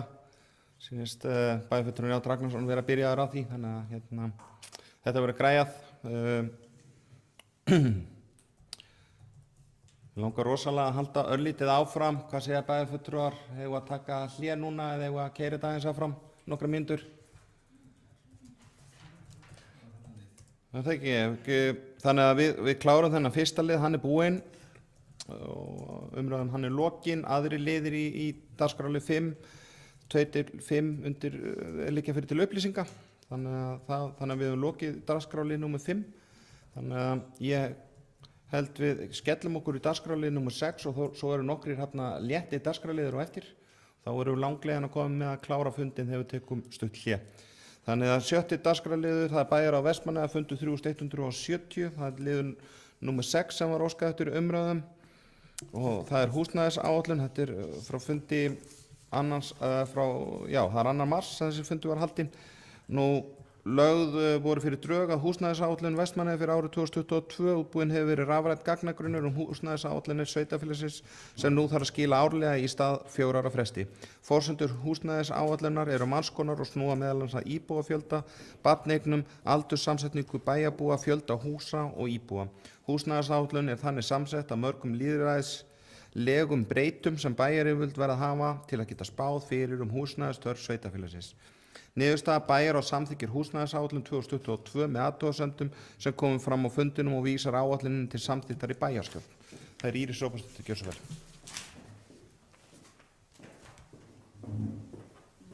Áætlunin eins og framkom þá er áætlunin vísað hingað úr bæjarráði og bara liggur fyrir, ég vænti þess að bæjarfulltrúar hafi kynnt sér hana og hún liggur bara fyrir til atkvæðagreiðslu og þá vonandi samþykktar þannig að hún geti farið áfram sinn veg. Takk fyrir Íris Róbersdóttir. Vilja bæjarfulltrúar ræða þessa húsnæðisáætlun? Svo er ekki. Þá ber ég hann undir atkvæði því bæjarfulltrúar sem eru henni samþykkir gefa mér atkvæðamerki. Það eru 7 bæjarfulltrúar þannig að það er samþykkt samhljóða. Nú liðir 1-5 og 7-10 liggja fyrir til upplýsinga í þessum 7. dagskrárlið. 7. dagskrárliður er fjölskyldu- og tómstundaráð, fundur 275. Það er liður 1 sem liggur fyrir til upplýsinga. 8. dagskrárliður er framkvæmd á Hafnar á Vestmannaeyja, fundur 273. Liður 1-7 liggja fyrir til upplýsinga. Og ég held við látum staðar numir hér áður við förum í 9. dagskrárlið og tökum fundahlé í svona kannski 15 mínútur. Ég hugsa að það gæti dugað. Kannski rétt reygist í 20 mínútur. Getum við kannski rætt saman málin bæjarfulltrúar í hlénu þannig að það sé stutt eftir að fundunum. En segjum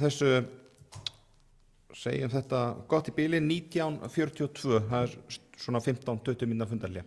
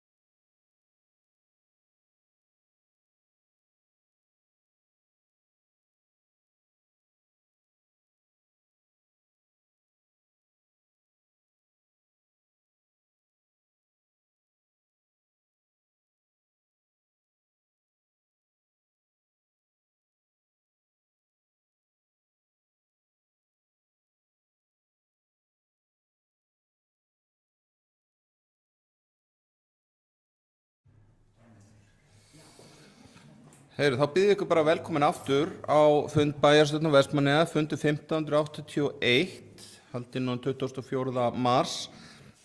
Tókum stutt fundarhlé fyrir 20 mínútur síðan og setjum aftur fund núna 20:02.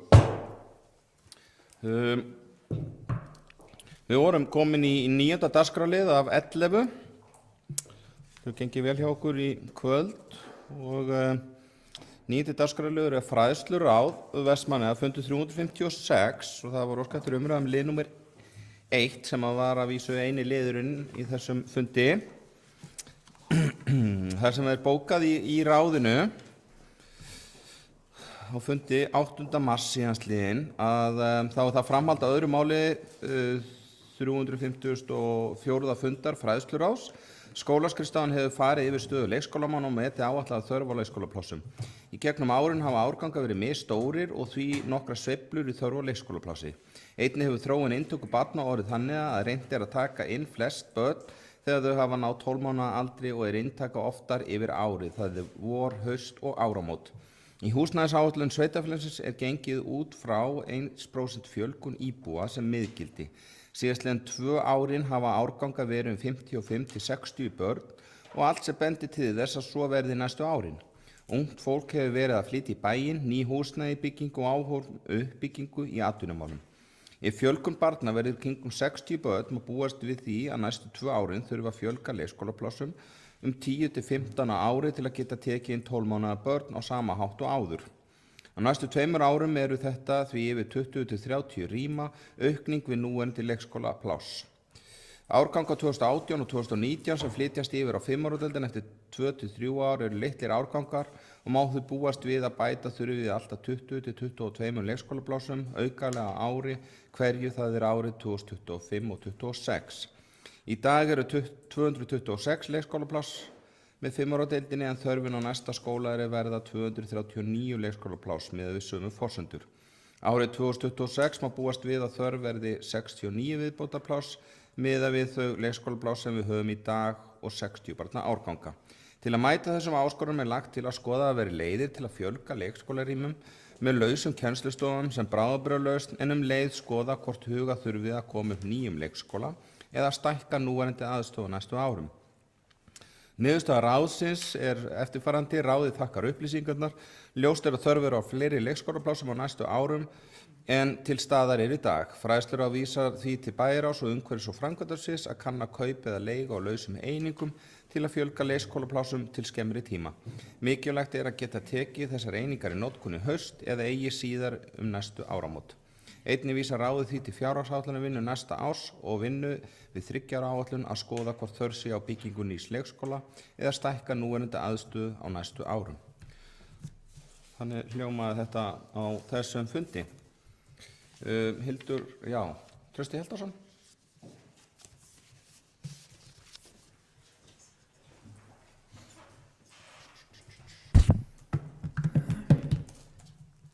Forseti, bæjarfulltrúar. Ég vildi koma hérna upp til að ræða þessi mál. Hér verður að ræða leikskólamál og það búið að vera mikið húllumhæ í kringum þetta allt saman síðan að við vorum hér síðast að funda og það ekki annað hægt heldur en að taka þetta mál hér til umræðu þar sem að ferillinn í kringum þetta allt búinn að vera óheppilegur og sérkennilegur. Að minnsta kosti búið að ákveða að gera eitthvað sem að síðan var hætt við og svo verið að skoða og breyta og alls konar. En það sem að, svo ég tala nú ekki bara einhverjum gátum, þá ég sem sagt að tala það að það var ákveðið af einhverjum, ég veit ekki hverjum, að færa 4 ára börn fyrr af Sóla yfir á Víkina, 5 ára deildina, til að koma 12 mánaða börnum fyrr inn á Sóla fyrir kosningar og það var sem sagt átt að gera það með því til þess að koma 12 mánaða börnunum fyrir.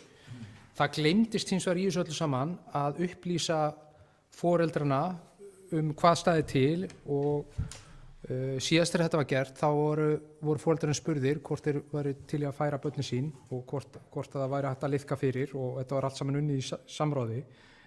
Núna glemdist það eða var ekki gert eða hvernig sem það var og foreldrar tók sér saman og funduðu og óskuðu eftir fundi og ég mætti nú á þann fund og það ber að hrósa foreldrum fyrir hversu málefnalegir foreldrarnir voru og sömuleiðis bara starfsmönnum hvernig var tekið í þennan fund og viðbröðunum í kjölfarið en aðdragandinn að þessu var óheppilegur og það sem ég skil ekki hvers vegna var verið að pukrast eitthvað með þetta án þess að ræða málið í fræðsluráði, að minnstakosti upplýsa fulltrúa í fræðsluráði og það var alltaf eins og að og enginn vissi neitt og þetta var allt voðalega skrítið. Ég skil ekki af hverju og ég bara einhvern veginn vill ekki trúa því en mér finnst bara rétt að við reynum einhvern veginn að læra af þessu þannig að það alveg eitthvað í þessu sem svona gott og bara rósa fyrir og annað ekki en það ekki hægt að fara í gegnum hennar bæjarstjórnarfund öðruvísi en að ræða þetta mál það sem að búið að vera töluverð svona umræða þetta í samfélaginu okkar. 4 ára börn fyrr af Sóla yfir á Víkina, 5 ára deild í Svega til að koma 12 mánaða börnum fyrr inn á Sóla fyrir kosningar var óheppilegur. Ekkert hafi verið bókað málið í fræðsluráði og þess vegna óskýr afstaða meirihlutans í ráðinu. Upplýsingagjöf til þjónustuþega var lítil sem engin. Það var ekki fyrr en foreldrar barna tók sér saman og boðuðu til fundar að kerfið tók við sér og greiddu málinu. Ánægjulegt að finna hversu málefnaleg gagnrýni foreldra var og ber einnig að hrósa viðbrögðum starfsmanna í kjölfarið. Aðdragandi var hins vegar í besta falli óheppilegur. Vonandi lærum við. Já, takk fyrir Trausti Hjaltason. Vilja fleiri bæjarfulltrúar taka þessum máls undir þessum lið? Sýnst ekki. Kannski á eftir. Þá ekki best að ég ýmis mál? Þetta mál stendur mér svo sem ansi nálagt á mörgum vígstöðum, bæði sem bæjarfulltrúa og ráðsmaður og foreldri. Og líkt Trausta Hjaltasyni að þá tók ég ekki þátt í þessum fundum eða né hópum sem að hafa verið það stofnaðir en ég hef setið, það kom nú ágætis samantekt frá framkvæmdastjóra sviðsins og það fengu það allir bæjarfulltrúar og þeir sem í ráðinu, þar sem að hann svona fór yfir þetta, hvernig þetta sneri og tók svo sem undir það eins og svo ofta áður, þetta ýmislegt sem á gera betur og og kannski voru einhverjir að misskilja en svona ef við förum bara aðeins í gegnum forsögu málsins að þá kemur þetta fyrst til umræðu í ráðinu 12. október 2021 og það sem hefur verið að fara yfir að reyna að koma þessum börnum og þetta hefur verið stefna sveitarfélagsins að koma börnum við 12 mánaða aldur inn í leikskólapláss og þannig að það var raunin það sem var verið að ræða þá og það sem var rætt þá á næsta fund og eftir sem var fundur 350 2. nóvember en hafði fjölgað töluvert frá síðasta fundi og þar bókaði niðurstaða ráðsins var á það leið að fræðsluráð ítrekaði mikilvægi þess að leita verið allra leiða til að tryggja börnum vistun sem fyrst eftir 12 mánaða aldur. Í því felst að kirkjugerð takin 16 börn á yngstu deildirnar og samið verið Sóla ef þörf krefur kaup á viðbótar dvalagildum. Fræðslufulltrúa falið að fylgja eftir málinu ásamt leikskólastjórum og framkvæmdastjóri gerir ráð fyrir auka kostnaði sem þetta leiðir að sér í fjárhagsáætlun næsta árs. Þannig að svona allavega eins og þetta snýr að mér að þá ekki verið að uppfylla einhver að drífa þessu fyrir kosningar, það ekki mín upplifun og heldur þetta það sem við ræddum á síðasta ári til þess að reyna að koma þessum 12 mánaða börnum inn og þó að það sé hægt að tengja að þetta sé stefna bæjarins að þá þetta búið að stefna bæjarins í ansi mörg önnur skipti þó að þetta sé að koma núna þá bara eðli málsins samkvæmt þá þetta tíminn. Ég á barn sem að fór fyrr á 5 ára deildina á sínum tíma að vísu í 4 manna hóp inn á deildina. Þannig að þetta hefur nú verið gert einhvern mann áður. Ráðið var svo sem ekki að eins og ég las fyrir ykkur, ráðið var ekki að fara og við í ráðinu þó svo bara þannig að það sé sagt hérna á þessum fundi líka. Vegna þess að það er ótrúlegt kannski það sem að er hent upp á mann, en það er nú ekkert langt síðan að var hent upp á mig að ég hefði raðað börnunum inn á 5 ára deildina og stúlkan mín sem þar hafi verið með öllum vinkonum sínum. Þannig að ég er vanur því að ýmislegt sé svona alhæft á mig, en því miður þá eru við í ráðinu ekki í svona míkróstjórnun. Við felum starfsmönnum sviðsins eðlilega og eru meira í stefnumótun í þessu, og kannski bara til þess að upplýsa alla líka jafnframt að þá hjó ég eftir því á þessum fundi líka að með áframhaldandi þróun að þá myndi stefna óefni að við hefðum ekki næg leikskólapláss í framtíðinni. Og það er kannski líka hluti af því að það var að fara að ræða rauninni kannski pínu tengt en samt ekki þetta mál á þessu ári, sem sagt 2. febrúar og 8. mars, þá vorum við meira að ræða framtíðina og vísuðum því sem sagt hvort að þyrfti hreinlega að fara að byggja leikskóla sem var kannski svona ýktasta sviðsmyndin má segja. En við vorum einhverja aðra sviðsmyndir sem við vorum að viðra og sannarlega erum við að reyna í þessu, en það má ekki eins og segja að það klálega eins og þetta snýr að mér og ég hef heyrt. Vísu var íbúafundur á mánudaginn og það kom nú enginn til mín á borði til þess að ræða þessi mál þá, en það var rætt margt leikskóla og skólamál þá á íbúafundunum. Þannig að ég svo sem segi mikið af þessu frétti ég bara eins og Trausti í rauninni svona fyrirkomulagið, að það var mér svo sem ekki ljóst, en það hefur verið gert áður og ég held að starfsmenn hafi verið bara í góðri trú að reyna að uppfylla þessi markmið okkar með 12 mánaða inngöngu. Þannig að mér þykir bara leiðilegt að þetta kannski svona farið í þennan farveg. Ég er talsmaður þess að hafa samtalið og samráðið og við ræðum saman. Og ég held að það sé alveg örugglega hægt að gera betur í þessu máli. Og bara leiðilegt að þetta hafi farið í þennan farveg. Mér finnst ánægjulegt samt að það hefur verið hægt að ræða saman og finna lausn, og mér skilst að það sé komin einhver lausn sem allir sættast á. Og þannig að ég svona var í þeirri trú allavega þegar við vorum að ræða þetta yrði á einhverjum svipa að móta einhverjum hópar eins og ég hafði áður með mitt barn, en eins og segi ég held ég get ekkert útskýrt þetta frekar. Ég er svo sem leið ekki ráðið, og eins og segi það er ýmislegt kannski sem að ég hef ekki upplýsingar en svona var nú kannski það sem við ræddum og svona. Þannig að held ég að láta þetta duga. Íris Róbertsdóttir er hér klár að taka til máls, mögulega að skýra þetta eitthvað betur fyrir okkur. Íris, gjör svo vel. Forseti, bæjarfulltrúar, ég hef ekki setið neina fundi í fræðsluráði og heldur ekki setið þessa fundi sem bæjarfulltrúi vísar til og er ekki í Facebook-hópunum og hef ekkert fengið neitt erindi þetta til mín nema einn hóppóst sem flestir fengu sem snýri að einu barni og samtal við foreldra hjá einu barni. En þegar var óskað eftir þessari umræðu að þá óskaði ég eftir því við fræðslustjóra og skólaskrifstofuna að taka saman söguna frá því að ákveðið var að fara á 5 ára deildina og setja hann í gang 2010. Kirkjugerði var yfir starfsemi Víkurinnar frá 2010 til 2016. Allan þann tíma var sá háttur hafður á vorin, miðja maí var byrjað að færa börnin. Og það heldur áfram.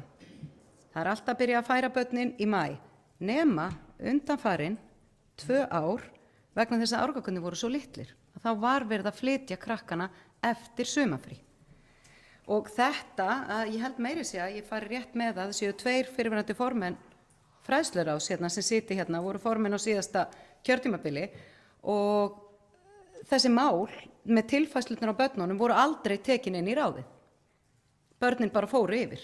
Það voru ekki alltaf allir sáttir. Ég átti barn sem þurfti að fara fyrr og ég veit að fleiri hafi gert það En ég tek undir það að mér finnst jákvætt að fólk tali saman. En ég hjó eftir því að bæjarfulltrúinn spurði hver tók ákvörðunina. En bæjarfulltrúi Elís Jónsson fór ágætlega yfir það. Ráðið tók ákvörðunina, þá stefnumótandi ákvörðun að stuðla að því að 12 mánaða börn kæmu inn og það er búið að vera í gangi í svolítinn tíma. Það hittist bara þannig á og hefur algjörlega ekkert að gera með kosningar að þetta sé árið þar sem að það er stór árgangur sem þarf þetta svigrúm. Okkur sem betur fyrir að fjölga. Þetta er jákvætt verkefni. Þannig að börnin séu að fara þarna yfir. Ef þetta væri pólitískt mál þá væri það mjög sérstök pólitísk nálgun að horfa til þess að það séu 12 börn að koma inn ef þú ert með yfir 100 foreldra sem ósátti. Það er ekki mjög skynsamlegt. En fyrirkomulagið á þessu, þetta snýr að faglegri stýringu í skólunum og leikskólunum og fyrirkomulagið á flutningnum og þessu er bara algjörlega hjá skólaskrifstofunni og enda var þeim falið verkefnið að útfæra þetta. Þannig að ég get ekki séð miðað við þegar ég les tilbaka í gegnum þessa fundagerðir að það var ekkert verið að ræða þetta. Bæjarfulltrúinn biður umræðu það sem er verið að ræða stofurnar og það er haustverkefnið. Þessi ákvörðun 12 mánaða börnin var tekin í október sko. Það var tekin að leita allra leiða í október og það getur vel verið að það hafi eitthvað farið fram einhver umræða á þessum fundum. Ég heyri það nú á sumum sem að setja þetta það hvernig þetta ætti að vera. En klárlega var skólaskrifstofunni falið þetta og skólastjórnendunum og þeir hafa leitt þetta verkefni. Og mér finnst það svolítið ódýrt að fara að reyna að klína þessu á kosningar. Ég vil halda að við sem situm hér og meira segja að viðkomandi bæjarfulltrúi búin að skrifa hérna grein Vestmannaeyjar 5000 án þess að minnast orði á það í þeirri grein að þyrfti að byggja leikskóla. Að staðan er bara þannig að ef við ætlum að geta tekið á móti fólki og gera Vestmannaeyjar að vænlegum íbúakosti, ekki bara á kosningarári, heldur öll ár, þá þurfum við að gera ráðstafanir með að geta tekið börn inn eftir fæðingarorlof. Sveitarfélög eru þar og það hefur verið stefnan á þessu kjörtímabili og ég veit bara ekki betur það ef allir verið sammála það. En það getur vel verið og ég bara þekki ferlið ekki nógu vel. Ég fékk bara sama bréf og þið fenguð það sem að farið yfir þetta ferli og það getur vel verið að það mátt gera hlutin öðru sem mér skilst að bæði fræðslufulltrúi og skólastjórnendur hafi farið inn á það. Ég veit ekkert hvort að viðkomandi bæjarfulltrúi sem talaði hérna áðan var á þeim fundi, af því ég veit ekki hvað eru margir fundir búin að eiga sér stað. En staðan er einfaldlega þannig að eins og upplýsingarnar sem ég hef, þá er tekið tillit til athugasemda foreldra að mjög miklu leyti. Við getum alltaf lært, en það sem mig langaði að benda á og eru þær upplýsingar sem ég fá frá starfsmönnum sviðsins og skólastjórnendunum er að þetta er bara búið að vera í gangi síðan 2010. Þessi yfirfærsla. Hún er ekki bara núna korter fyrir kosningar. Það var vel í lagt 2018 líka að flytja börnin yfir. Þannig að þetta er, mér finnst þetta ódýrt, við eigum ekki vera að slást um þetta, við erum sammála það, að það skiptir máli, að það sé hægt að koma börnum hérna inn við 12 mánaða aldur. Það skiptir máli. Alveg sama hvort það séu kosningar eða ekki. Þannig að, en þetta eru minnstakosti þær upplýsingar sem ég fæ frá sviðinu og þær upplýsingar sem eru og ég get lesið mér sjálf til í fundagerðum. En það er afskaplega sérstakt að heyra það hér hjá bæjarfulltrúa Trausta Hjaltasyni að það virðist enginn kannast við að hafa samþykkt þetta. En það er í fundagerðum. Það er í fundagerðum samþykkt að fela ráðinu að útfæra þetta.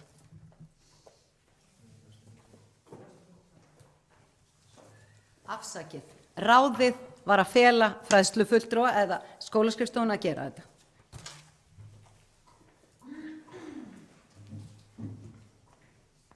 Já, takk fyrir Íris Róbertsdóttir. Já, kannski bara hnykkja á því með leyfi varaforseta að þetta er eins og ég las upp úr fundagerðinni að ráðið náttúrulega tók stefnumarkandi að reyna að koma þeim inn og fela fræðslufulltrúa en ekki aðferðinni sem slíkri.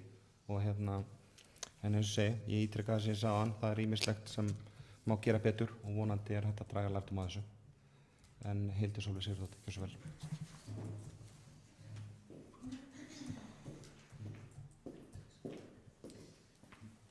Forseti, bæjarfulltrúar og gestir, já. Þetta mál hefur orðið stærra og erfiðara en að ég tel að það hafi nokkuð tíma þurft að vera. Ég horfi á þetta mál eins og væntanlega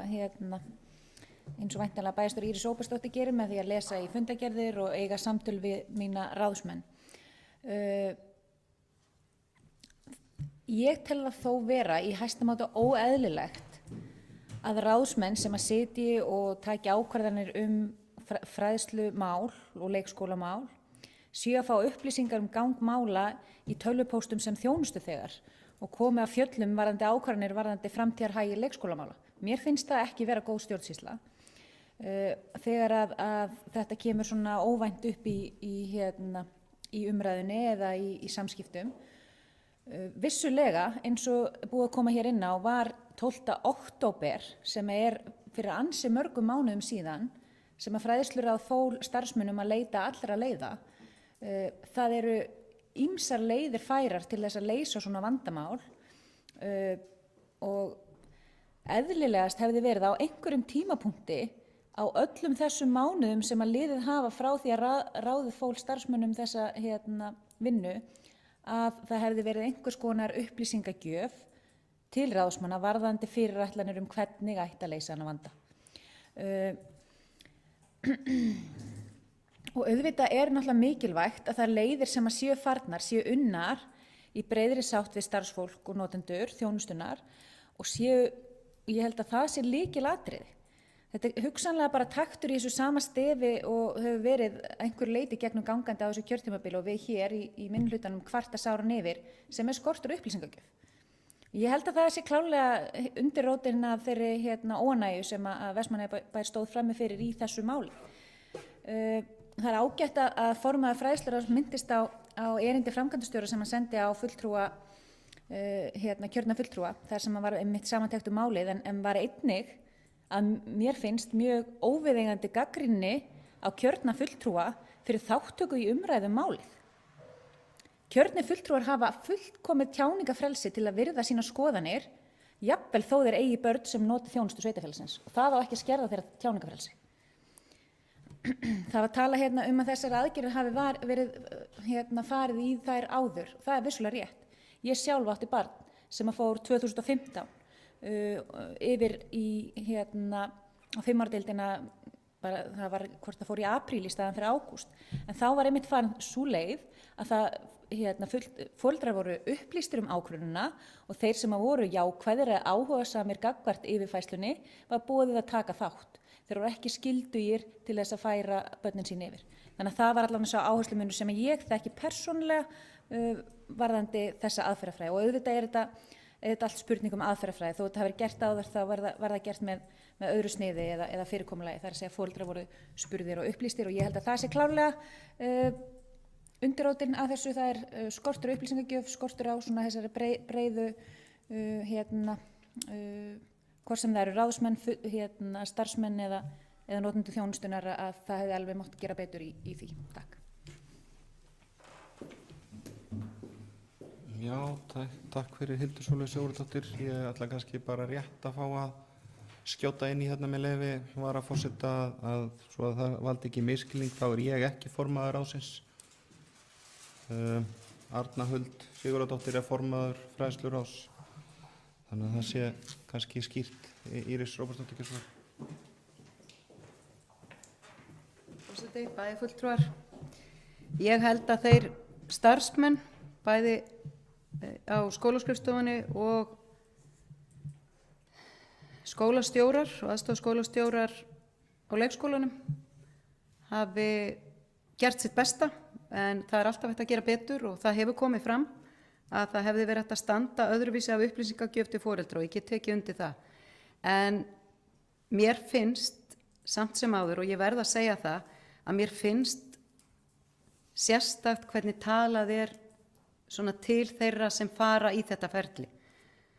En eins og ég segi, ég held að enginn hafi lagt á stað í þetta að þessum starfsmönnum sem starfa á sveitarfélaginu og bara líka náttúrulega ekki allir. Það er einn skóli sem að við erum í samstarfi við sem að er ekki á vegum sveitarfélagsins, en mér skilst nú að allir hafi reynt að gera sitt besta en það má alltaf læra. En ég er hérna með bókun. Fræðsluráð tók ákvörðun þann 12. október síðastliðinn að leita allra leiða, að fela skólaskrifstofu að leita allra leiða til þess að veita börnum inngöngu í leikskóla við 12 mánaða aldur í ljósi þess að fæðingarorlof var lengt í 12 mánuði. Slíkt fyrirkomulag er mikið hagsmunamál fyrir foreldra og sömuleiðis brýnt jafnréttismál. Mikilvægt að samfella sé í námi barna en jafnframt að breið sátt ríki milli hlutaðeigandi aðila það leiðir sem farnar eru með þarfir nemenda að leiðarljósi. Mikilvægt að allir geti komið á framfæri skoðunum sínum og enn mikilvægra að bærinn bregðist við ábendingum og vinni í samráði við foreldra að sem farsælastri lausn. Ef sveitarfélag á að vera vænlegur kostur og laða til sín barnafjölskyldur þarf að vera í boði leikskólapláss frá 12 mánaða aldri.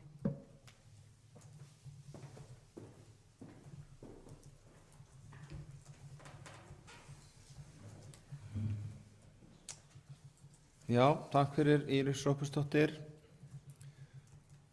Ég grunum að bæjarfulltrúar vilja ræða þetta meira. Hér eru margir bæjarfulltrúar þungt hugsi allavega í það minnsta. Og bæjarfulltrúar sem gefur merki að vilja ræða þetta meira. Ég tek undir, eins og segi, það alltaf gott að eiga aukið samtal og svo sé hægt að draga einhvern lærdóm af þessu. Trausti Hjaltason. Gjör svo vel.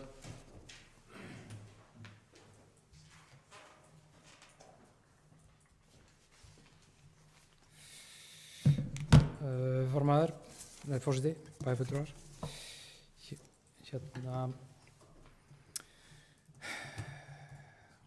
Áhugaverði punktar sem hafa komið hér í pontu. Ég leiði ekki ráðið, ég hef ekki upplýsingar þetta. Kom hér fram í máli forseta og situr forseti í fræðsluráði. Það akkúrat málið. Það var enginn að leiða málið, það var enginn að leiða ráðið og ekki að upplýsa ráðsmenn málið. Það rétt sem kom fram í máli bæjarstjóra að ég hef verið formaður í fræðsluráði og bæjarfulltrúi Hildur Sólveig hefur líka verið formaður í fræðsluráði og við höfum tekið þessa leið áður og oftar en einu sinni að flytja börn handa milli. En þá gildir líka að upplýsa foreldra og starfsmenn hvað standi til og reyna að gera þetta í sátt og samlyndi. Það var ekki núna. Og það kom póstur, það líka rétt, það kom póstur frá framkvæmdastjóra sviðsins. Hann kom líka bara núna nýlega, bara löngu eftir að allt havarí var yfirstaðið og ég trúði nú ekki öðru heldur en að bæjarstjóri hafi óskað eftir þeim að senda þann póst og jú, það kom hér fram í máli bæjarstjóra enda var verið að slá á putta bæjarfulltrúa minnihlutans sem að voru að tjá sig inn á lokaðri Facebook-grúpu málið og þannig að mér finnst þetta mál, þessu máli skorti forystu úr pólitíkinni. Ég að gagnrýna meirihlutann. Ég ekki að gagnrýna starfsmennina. Enn og aftur við í umræðu þar sem að meirihlutin að halda fram að minnihlutin sé að gagnrýna starfsmenn sveitarfélagsins og það sé nú meiri dónaskapur en að vera að gera það. Við erum ekki að gagnrýna starfsmenn sveitarfélagsins. Starfsmenn sveitarfélagsins eru búin að standa sér rosalega vel. Þeir voru settir í rosalega erfiða aðstöðu að vera með eitthvað mál þar sem lá ekki skýrt fyrir hvernig þetta gerir þetta. Það bara sagt við á einhverjum fundi í október sem að ég las alls ekki út úr þeirri bókun að var verið að ákveða að gera þetta svona.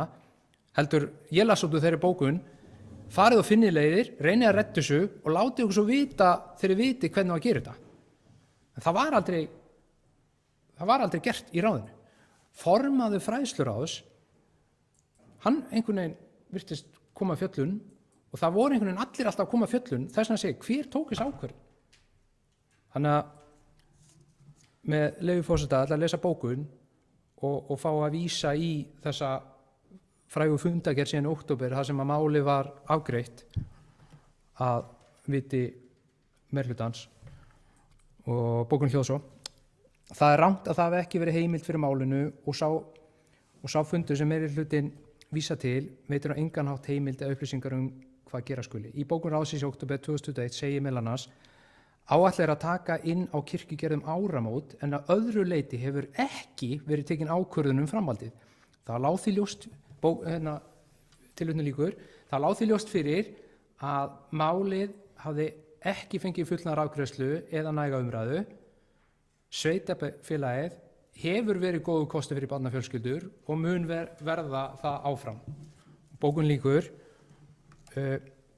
Við erum ekki að segja að það sé eitthvað slæmt, að það sé verið að taka inn og græja málin, bara alls ekki. Við erum að gagnrýna ferilinn og hvernig var staðið að því. Við erum að gagnrýna það til þess líka að koma í veg fyrir það, enda var alls konar hafur í kringum þetta sem var algjör óþarfi.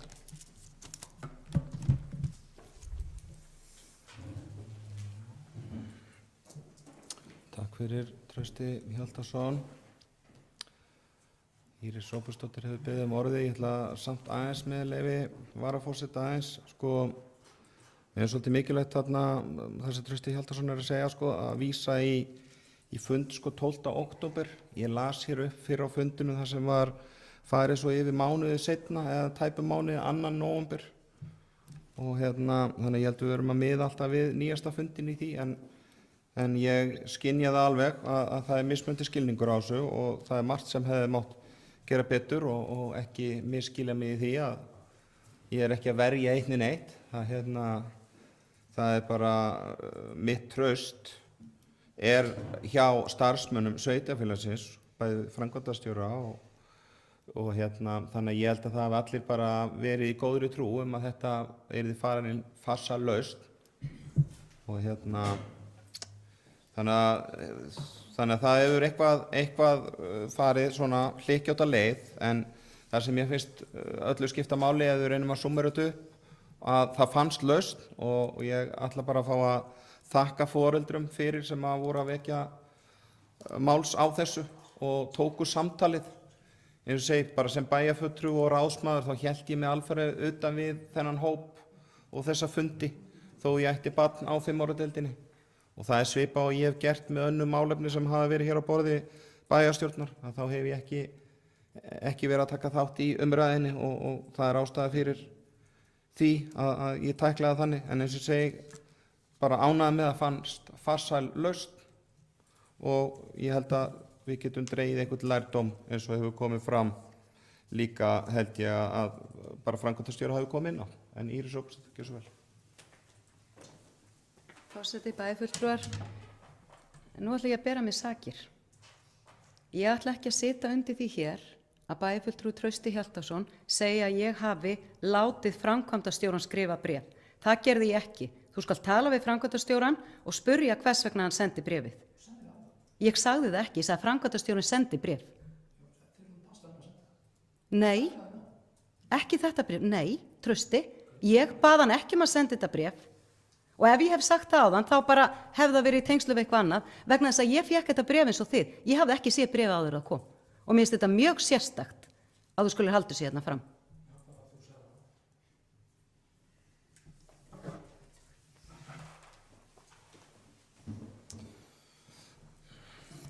Já, takk fyrir Íris Róbertsdóttir. Við höfum upptöku til þess að þá fara yfir þetta. Við leysum þetta vist ekki á þessum fundi, en við skulum svona stíga varlega til jarðar í þessu öllu saman og gæta þess að við séum ekki að alhæfa kannski eitthvað. Kannski hefur Írisi Róbertsdóttir bæjarstjóri orðið eitthvað á mismælst. Já. Þannig að en eins og segi, þetta svona er staðan og mér fannst gott bara svo líka út að ég kom ekki inn á því áðan þannig að ég sé nú alltaf að brúa bilið hér inn á milli en mér fannst gott að framkvæmdastjóri sviðsins hefði komið með útskýringar fyrir okkur og mér fannst það að vera svona nokkuð í takt við það sem að máli var en Trausti Hjaltason, gjörðu svo vel.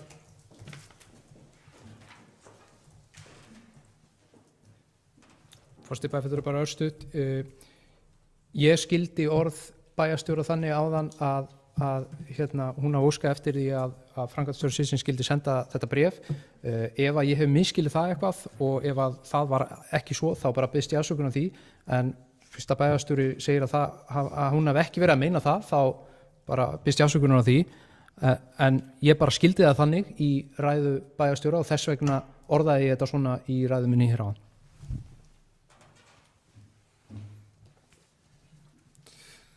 Takk fyrir Trausti Hjaltason. Ég held við sem að svona nálgast eitthvað nær endanum. Njáll Ragnarsson, gjör svo vel.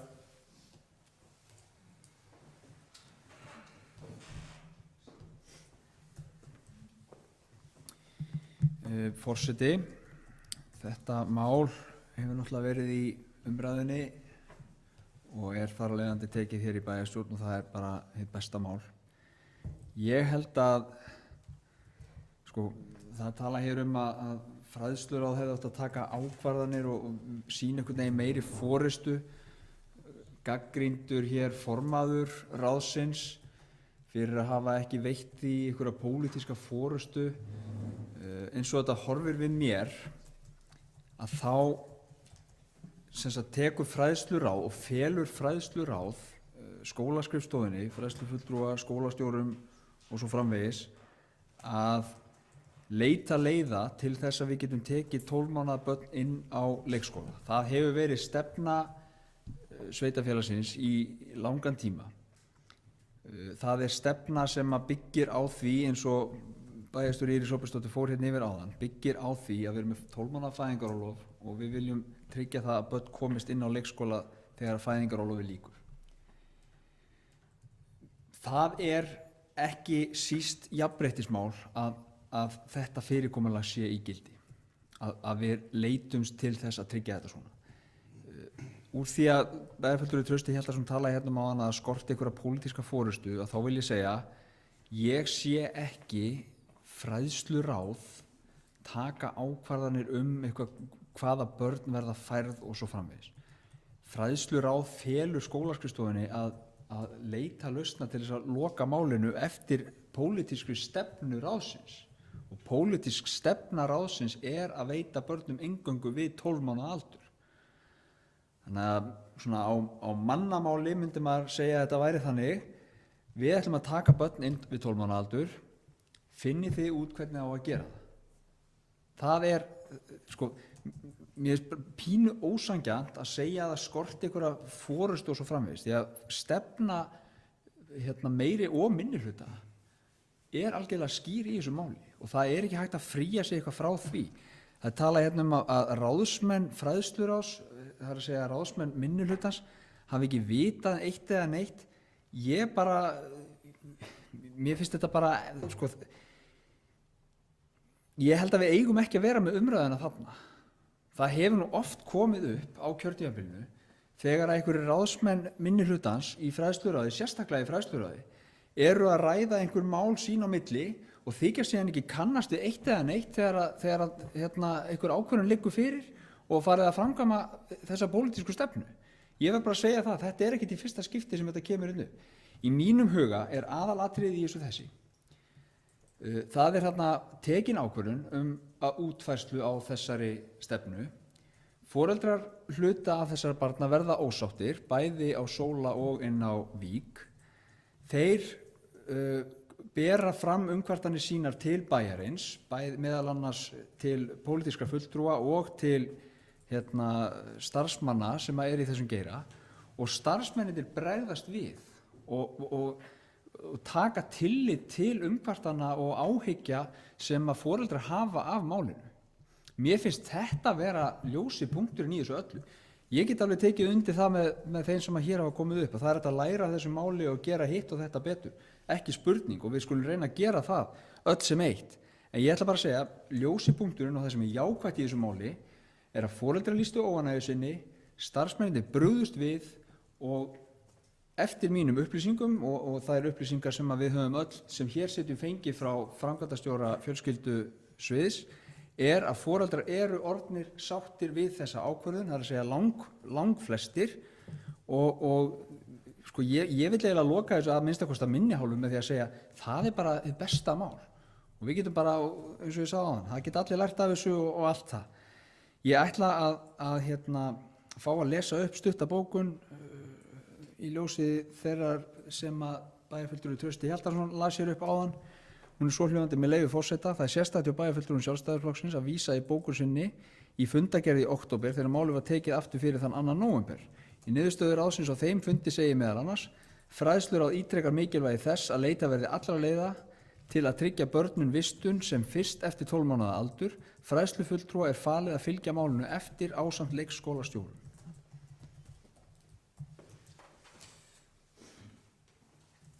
Takk fyrir Njáll Ragnarsson. Já, ég held við sem að nálgast endan á þessu. Ég ætla bara aftur, skal alveg fúslega viðurkenna það. Það er ekkert mál að vera vitur eftir á með leyfi varaforseta. Ég hefði að sjálfsögðu geta spurst fyrir hvaða aðferð og hvaða leið ætti að fara sem fulltrúi fræðsluráði. En eins og segi, við höfum falið starfsmönnum, fræðslufulltrúa og framkvæmdastjóra að leysa úr fullt af málefnum. Þetta er ekki það eina og við höfum ekki verið með nefið ofan í því öllu, frekar en eins og ég kom hér inn á áðan að ég hef aldrei fengið að koma því að velja í bekki eða deildir eða hópa, þannig þó að það sé alhæft og þá virðist vera ýmsar samsæriskenningar í gangi, en við lærum að þessu held ég og segi mér þykir miður hvernig þetta fór í hvað farveg, en eins og segi vonandi lærum við að þessu og það sem stendur upp úr er að það farsalaust, þannig að það er. En Hildur Sólveig Sigurðardóttir, gjör svo vel.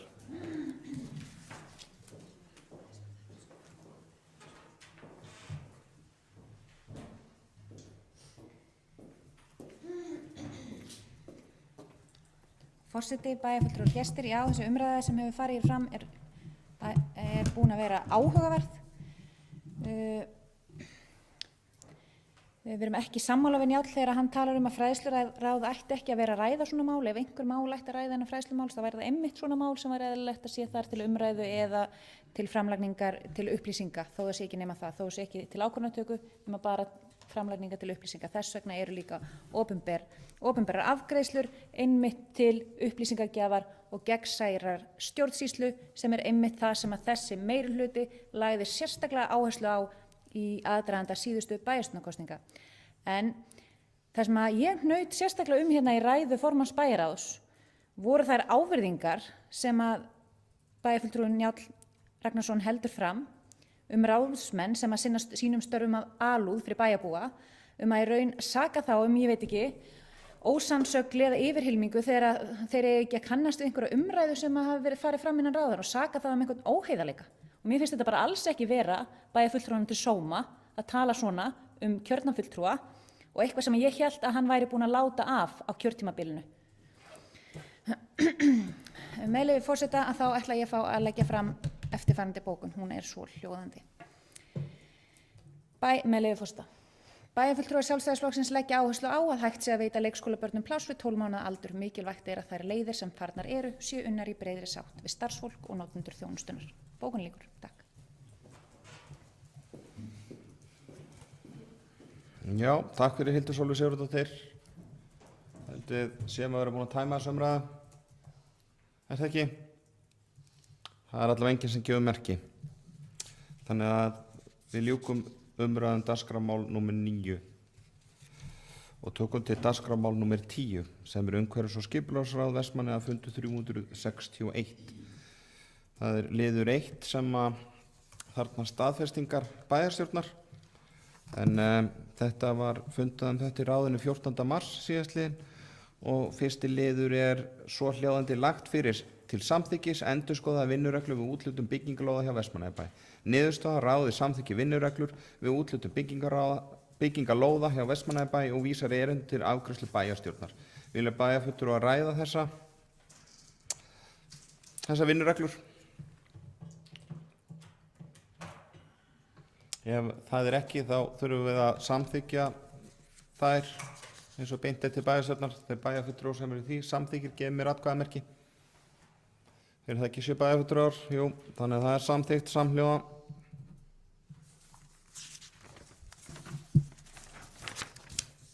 Nú liðir 2-3 liggja fyrir til upplýsinga.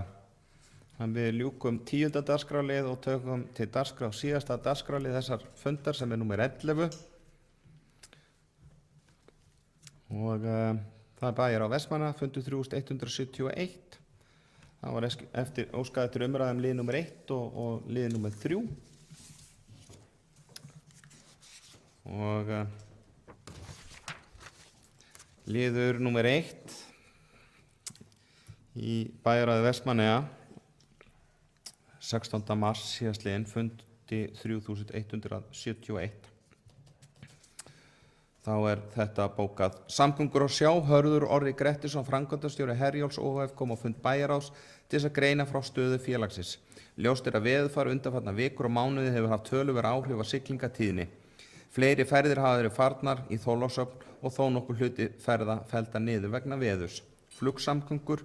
Bæjarstjóri óskaði eftir því við innviðaráðherra í síðustu viku að fjölga yrði flugförum til og frá Vestmannaeyjum. Farþegatölur síðustu vikna benda til þess að fjöldi fólks sé að nýta sér flugsamgöngur sem afskaplega jákvætt.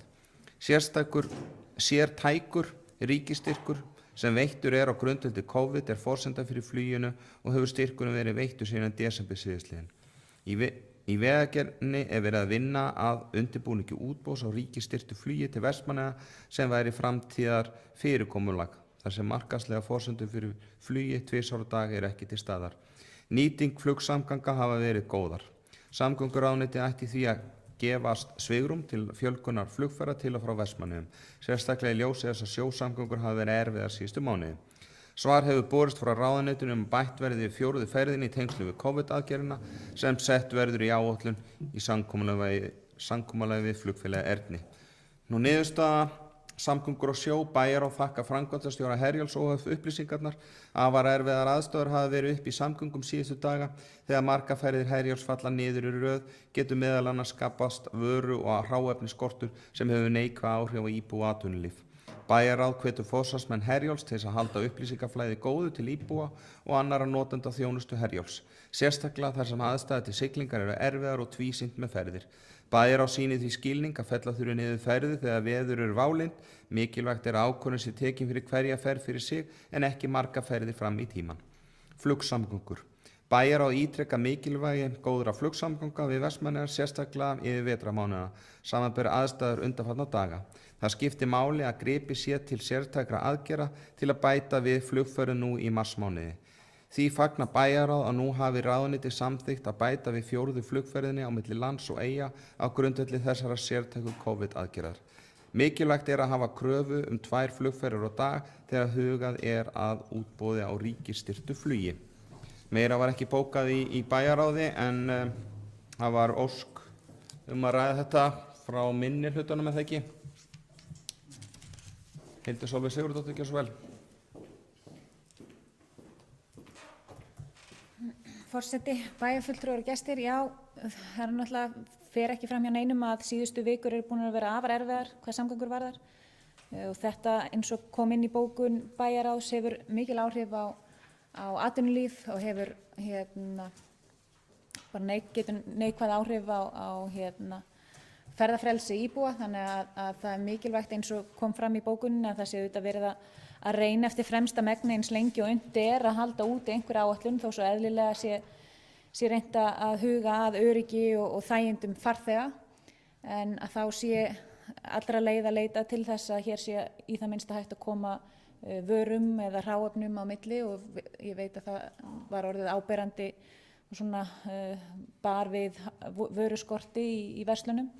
Þannig að þetta náttúrulega bara aðstæður sem að við viljum ekki koma upp þó svo við auðvitað getum ekki ráðið við veðrið að þá nauðsynlegt að við reynum eftir fremsta megni að tryggja það að samgönguleiðin okkar sé opin og það náttúrulega auðvitað fyrst og fremst það sem að þarf líka að koma á bættar flugsamgöngur.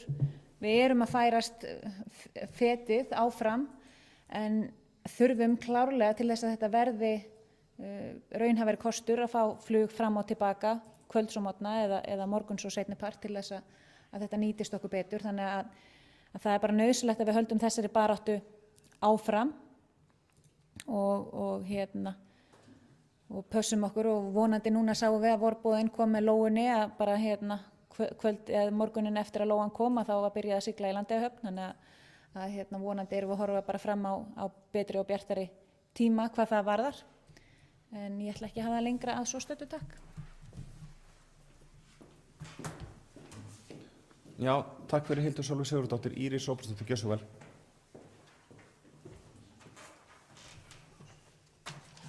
Forseti, við byrja hans á fluginu. Eins og bæjarfulltrúum ætti öllum að vera ljóst að þá eru þessar, hvað ég voru að segja, lausnir í þessum flugsamgöngumálum okkar eru með tvennum hætti. Þetta er ekki ríkisstyrt flug sem er í gangi núna, heldur er þetta svo kallað COVID-styrt flug. Þetta er sértækur styrkur til þess að halda uppi lágmarks samgöngum. Það er öllum flugfélögum frjálst að fljúga. Það geta allir flogið hér 2 á dag ef þeir hafa áhuga á.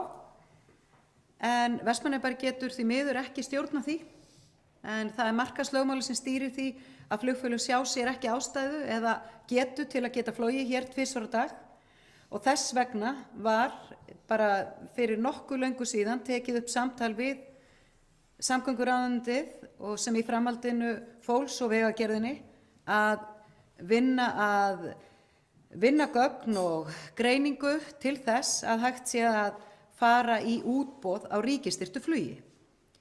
Og sú vinna á að klárast núna á vormánuðum og svo þarf að fá ráðherra til að leggja og fara í það útboð. Þannig mér finnst svolítið vont þegar kjörnir fulltrúar, ég er ekki endilega að tala um bæjarfulltrúa, en það er svolítið vont þegar það er þessi ruglingur hjá bæði þeim sem ætla sér í pólitík og þeim sem eru svona tengdir pólitíkinni, þeir rugla saman þessum 2 úrræðum. Og það ruglar svolítið umræðinu og fólk heldur og skilur ekki í því að Ernir fljúgi ekki meira. Ernir mega ekki bæta við flugferð á meðan þeir eru á þessum sértæka styrk.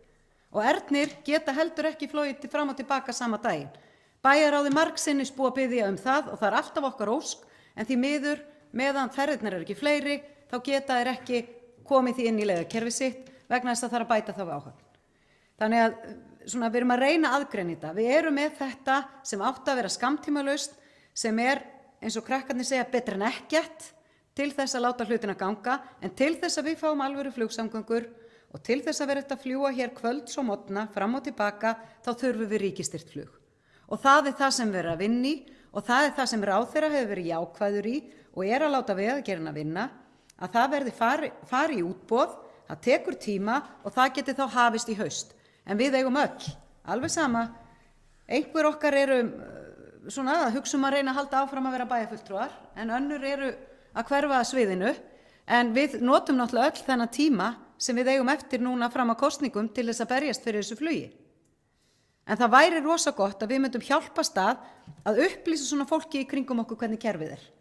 Af því við þurfum að vera saman í þessu, við erum með skammtímalausnina og svo erum við að koma með varanlega lausn sem snýra því að hér verður aftur ríkisstyrt flug. Ríkisstyrkunum var tekin af 2010 að því þá vorum við komið Landeyjahöfn sem átti alltaf að vera opin og ekkert mál. En það hefur ekki alveg ræst og þess vegna þurfum við ríkisstyrkin. En komandi að Landeyjahöfn að það eru lóan á Landeyjahöfn, það eru vorbúarnir okkar og við höfum því sem betur fer, þá lokaðist höfnin ekki tæpa 20 mánuði, en svo gerðist það núna 19. janúar að það kom tapp í hafnaminnið og gluggarnir hafa ekki verið margir á þessum vetri til þess að dýpka. En versti febrúar í 100 ára sögu Veðurstofuna segja þeir hérna í einhverjum mælingum, þannig að staðan er samt þannig núna, það eru nokkri gluggar, samt sem áður hefur það verið þannig að samkvæmt upplýsingum frá vegagerðinni þá rættist náttúrulega ölduspáin ekki alveg og það er nefnilega ekki bara ölduhæðin, það er líka öldulengdin og það er líka vindurinn sem stýrir því hvenær dísan getur byrjað dýpkun. Leið að hún er aðeins komið niður fyrir þessa 3,2-3,5 metra þá getur hún aðtapna sig í erfiðari aðstæðum. En ég held að það sé mikilvægt og ég hef komið því á framfæri við vegagerðina. Ég er í miklum samskiptum við hann Fannar sem er yfir hafnasviðinu. Ég segi stundum við manni minn að hann með ekki vera spældur. Ég er í meiri samskiptum við hann á Messenger en manni minn sem er á sjó vegna þess að þetta er mér mikið hjartansmál. Þetta er að fyrsta sem ég ger á hverju mótni er að senda á Fannar hvernig staðan er.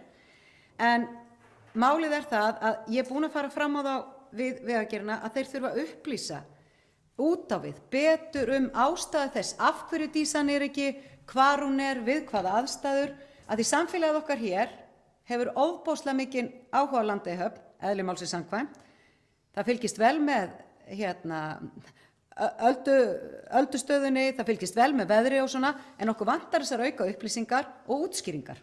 Það er búið að ræða mikið upplýsingagjöf hérna, en ég er búin að fara fram á það við og þeir ætla að reyna að gera bragarbót á þessu að þeir upplýsi þó það væri á sinni síðu eða í gegnum heimasíðu Herjólfs það af hverju, hvernig staðan og hvernig gengur með dýpkun og annað.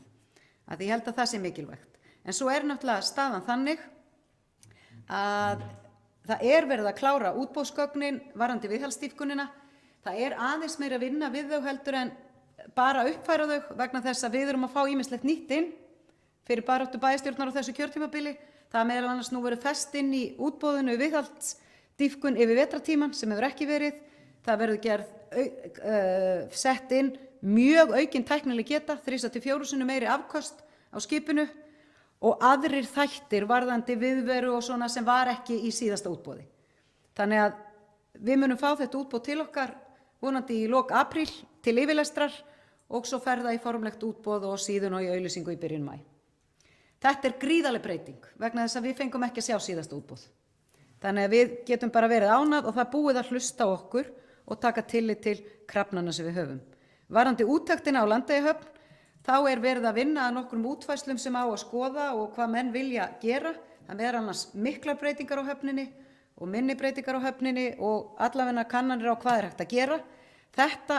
Þessi gögn og meðal annars veðurgögn og annað verið að vinna og þetta á að klárast núna í apríl og þá á þessi seinni hluti úttektarinnar að fara í útboð og svo auðvitað vinnana í framhaldinu. En með leyfi forseta þá ætla ég að fá að lesa bókun og ég tók mér bessa leyfi og við fyrir meirihlutanum að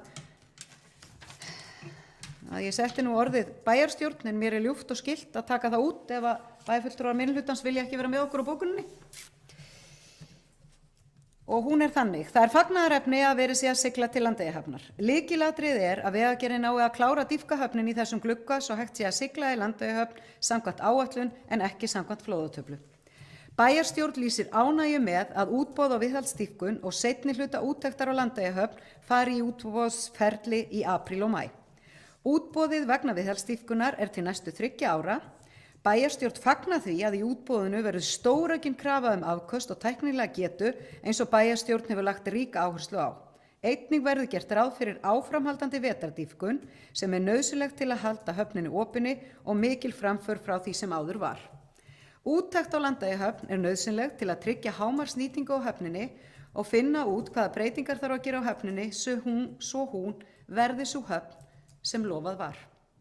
Bæjarstjórn hvetur Vegagerðina til að halda upplýsingaflæði góðu varðandi stöðu hafnarinnar og framgang dýpkunar hennar.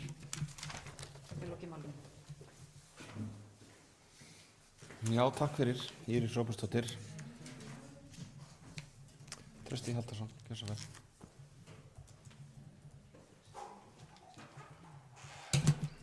Forseti bæjarfulltrúar. Samgöngumál, mest rædda málið í bæjarstjórn síðustu 10 ára minnsta kosti, eflaust lengra aftur í tímann. Og einhvern veginn finnst mann við alltaf vera að endurtaka efnið og vera einhvern veginn í sömu hjólförunum. En það sem hefur gerst í samgöngumálum eitthvað sem við náðum í gegn með samstöðu og þegar við höfum unnið saman. Þannig hefur það verið að bara almennt og þannig vonandi verður það áfram og það auðvitað heilmargt í þessu. Það eru vonbrigði og það sárt þó að ég veit að allir bæjarfulltrúar vilji hafa það öðruvísi að það skyldi ekki hafa verið flug hérna í nokkra mánuði og að við skulum ekki vera með 2 flug á dag alla daga af því að við vitum öll hvað það rosalega mikilvægt fyrir samfélag okkar ekki bara hinn almenna íbúa heldur líka atvinnulífið. Og það kom svo bersýnilega í ljós núna á síðustu vikum þegar það búið að vera loðnuvertíð og núna hrogn sem eru rosalega mikil verðmæti undir og Herjólfur ekki að sigla út af ölduhæð og svo dúrar á milli lagða og það ekki flug. Við hefum getað komið varahlutum, sérfræðingum sem kannski komið borðið skipin og annað. Þetta búið að vera að koma fyrir raunveruleg dæmi úr atvinnulífinu þar sem það hefur bara skaðað okkur að vera ekki með flug og ég ánægð með bæjarráð að hafa fundað með atvinnulífinu mikilvægi vöruflutninga og fara yfir það hvers vegna og að menn tali saman hvers vegna staðan svona og hvort það sé eitthvað sem hægt að gera betur, af því að hver ferð getur skipt máli eins og núna í atvinnulífinu þegar það er netavertíð og loðnuvertíð og það er verið að koma bæði farmi til og frá og varahlutum til og frá og sérfræðingur til og frá og það er svo mikið undir hjá okkur í samfélaginu, það snýst allt þetta. Þannig að og ég veit að allir bæjarfulltrúar vita þetta. Þannig að bara höldum þessu samtala áfram að reynum að halda áfram að pönkast í þessu. Varðandi flugið, bara þakka bæjarstjórunum fyrir að segja okkur hvað að frétta í því og hvað að gerast og gott að þessu dagleg samskipti við Fannar. Ég vil hins vegar fá að vita hjá Fannari hvers vegna ekki hægt að taka símtalið á belgana og segja komið á morgun, dýfkið þetta og klárið þetta. Bara, það væri gott að fá svör við því, eflaust bæjarstjóri með svör við því og hún örugglega búin að spyrja hann að því kannski, en þetta er svo einhvern veginn grátlegt að því að 7 ferðir fyrir okkur er svo miklu betur en 3 og hvað þá enginn í Landeyjahöfn, þannig að bæði fyrir vöruflutninga og tala nú ekki fyrir ferðaþjónustuna sem er að reyna að blása vorinu í gang, blása vorið í gang. Þannig að en svo óttast ég orð sem eru varðandi útboðið og enn og aftur og til þeirra bæjarfulltrúa sem halda áfram. Við þurfum alltaf að vakta þetta svo vel og mann finnst einhvern veginn að sé ekki okkar hlutverk stundum að vera að vakta það sem að ríki er að brasi í og svona, eins og ég fæ svona ónota tilfinningum þegar ég heyri að samgönguráðuneytið sé að svona þarfa greina hvað við þurfum mikið flug og eitthvað svona. Þetta þarf einhvern veginn að vakta af því að við megum ekki enda á því að það verður útboð á flugi og við verðum einhvern veginn sambærileg stöð að vera kannski bara 1 flug á dag í 3 eða 5 daga í viku af því að þarfagreiningi segja það og það má ekki fljúga meira eins og samningurinn er núna eins og bæjarstjóri kom inn á. Það er svo vont að það sé ekki hægt að bæta við fluguna samningur sé þannig á bundin og þannig að það þarf einhvern veginn alltaf að vakta og öll svona smáatriði í þessu fyrir okkur geta skipt svo miklu máli og kannski erfitt hjá starfsmanni hjá Vegagerðinni að skilja það hvað það er mikilvægt fyrir okkur að fá upplýsingar dýpt og öldu og annað og bara sammála því að það er rosalega gott að fá allar upplýsingar sem mest af því að það er allir að spá í þessu. Þannig að það er heilmargt í þessu en flugið bara er ekki á nógu góðum stað og ég er eins og bæjarfulltrúar og allir íbúar ósáttur með hvað þetta eru fáar ferðir. 2 flug á dag, við verðum að fá það í gang og alla daga.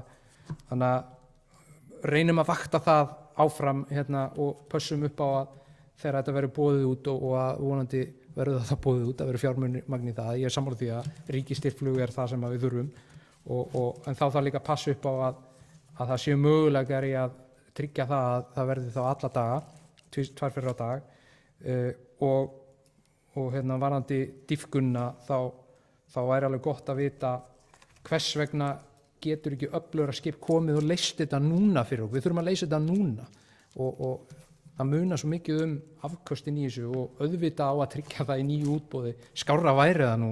Og varðandi bókunna, ég sakna þess að hafa kannski ekki fengið hann að senda fyrir fund en mér finnst svona, ég er ekkert rosalega vel stemdur fyrir því að vera að hrósa samgönguráðuneytinu svona sterkt eins og í bókunni eða að við erum að fagna hinn og þessu, þetta er bara ekkert fagnaðarefni, ég er ekki alveg svona stemdur fyrir því þannig en við getum jazzað það örugglega eitthvað til.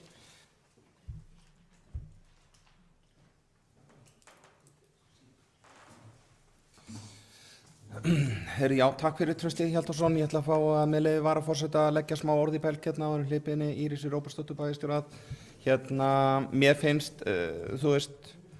ég ætla bara að hrósa bæjarstjóra fyrir samtal við Vegagerðina dýfkunnamál og varðandi flugferðir til Eyja. Þetta er náttúrulega ekkert alveg sjálfgefið og ef við byrjum á dýfkunni þá sýni ég því alveg skilning að Belgarnir eru ekki að bíða með skip til þess að senda til okkar til þess að dýpka einn dag. Það náttúrulega ekstra grundvöllur á svoleiðis að vera með skip í biðstöðu, dýrskip náttúrulega er ekki, en sjálfsagt að spurja og ég held að okkar kæri Fannar sé bara búið með vinnutíman í dag, en Íris, ef hún hefur ekki sendt honum skilaboð, þá getur hún örugglega spurt hann að þessu seinna meir með þetta og fengið svör, kannski eru með svör við þessu.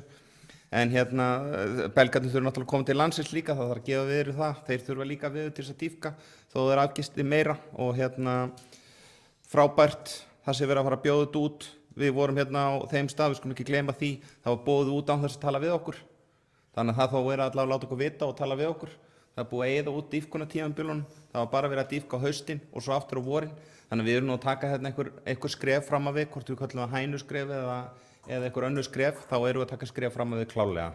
Og þannig að við þurfum náttúrulega einhverja varanlega lausnir líka og auðvitað hafa 2 síðustu ár verið einstaklega góð hvað var að siglingar, en við erum bara að sjá núna þessar allavega suðvestanátt og svo náttúrulega suðaustan eitthvað, kannski líka en mest suðvestan sem eru að valda þessum vesinni. Og ég er alveg persónulega reynsla því að þetta er búið að vera hundleiðilegt. Ég er búin að sigla fullt af sjóferðum sem eru ekki góðar. Þannig það er ekkert að segja með það. Varðandi flugið, ætla ég að fá að leggja líka aðeins orðið belg. Sko, ég hef bara aldrei, og mér leiðist ekki neitt, ég ætla bara að fá að segja þetta einu sinni og kannski bara í síðasta skipti, en sko, ég var alltaf gríðarlega ósáttur við opnun Landeyjahafnar að flugið hefði verið tekið af. Og ég held að þarna hefði klárlega átt að skilyrða að vera hægt að minnka eða leggja flugið af þegar væri búið að sigla kannski 98% tilfella yfir árið í Landeyjahöfn. Klárlega mistök. Og vegna þess að segi, þá er engin hvati til þess að laga þetta. Það er alveg sannarlega og það er rosalega vont, finnst mér flugið frábært og það hentar mér á margan hátt bara mjög vel stundum.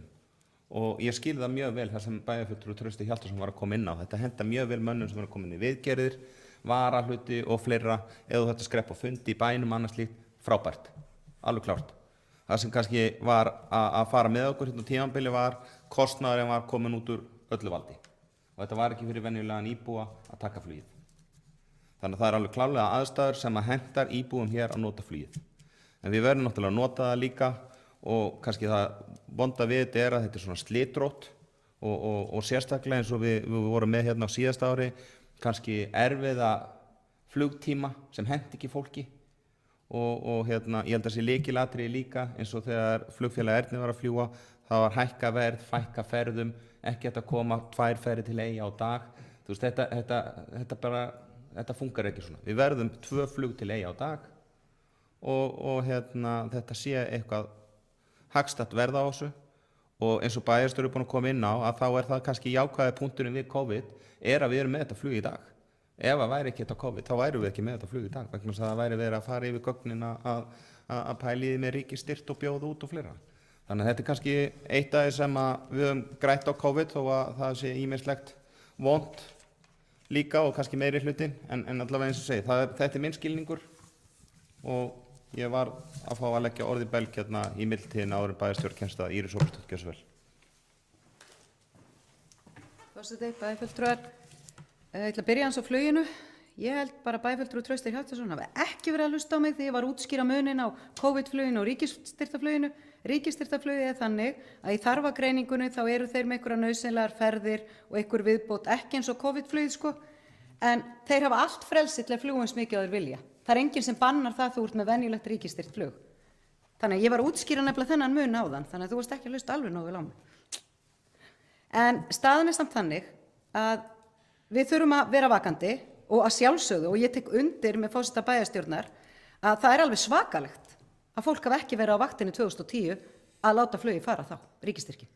Við erum að býta og flugið, og ég hef tekið áður kynningu varandi samgöngumálinu og þetta með flugið, sko 98 og 99 voru fleiri sem flugu heldur en fóru með Herjólfi. 2010 verður gjörbreyting, við erum samt í kringum 30.000. Svo erum við komin í 17.000 og síðasta árið, síðustu 9 mánuðina sem Ernir flugu, þá voru 3.841 farþegi með flugi. En þeir voru líka búin að breyta áætluninni þá. það var 1 flug á dag, stóran hlut úr árinu og þetta var bara ekki gott. Og klárlega munum við vakta þetta eins og allt annað og bara reikna með að bæjarfulltrúar að gera það saman af því þetta er sameiginlegt hagsmunamál. En varðandi dýpkunina, ég get alveg sagt það að ég er alveg búin að vera gríðarlega mikið á vaktinni með þessa dýpkun.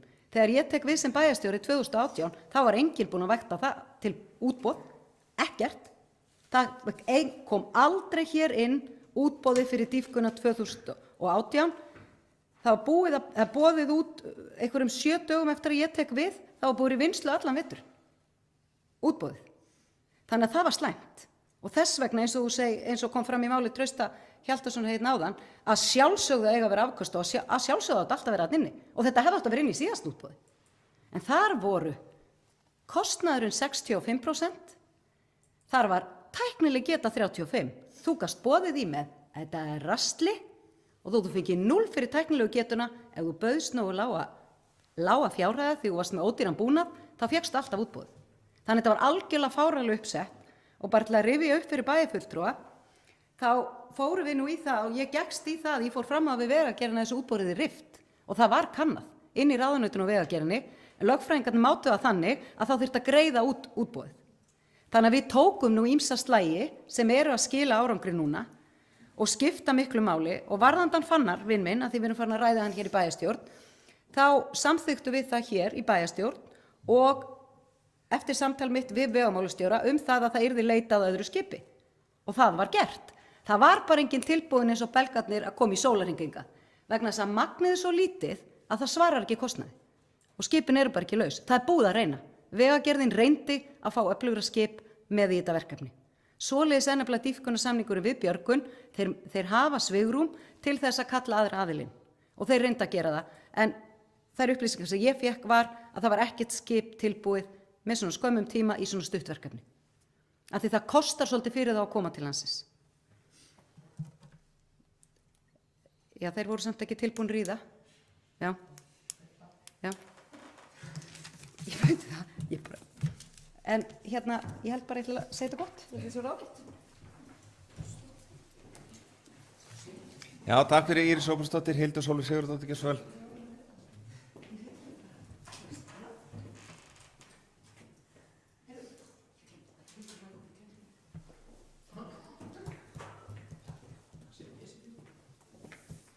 Ég fyrirgefðu forseti, ég biðst afsökunar.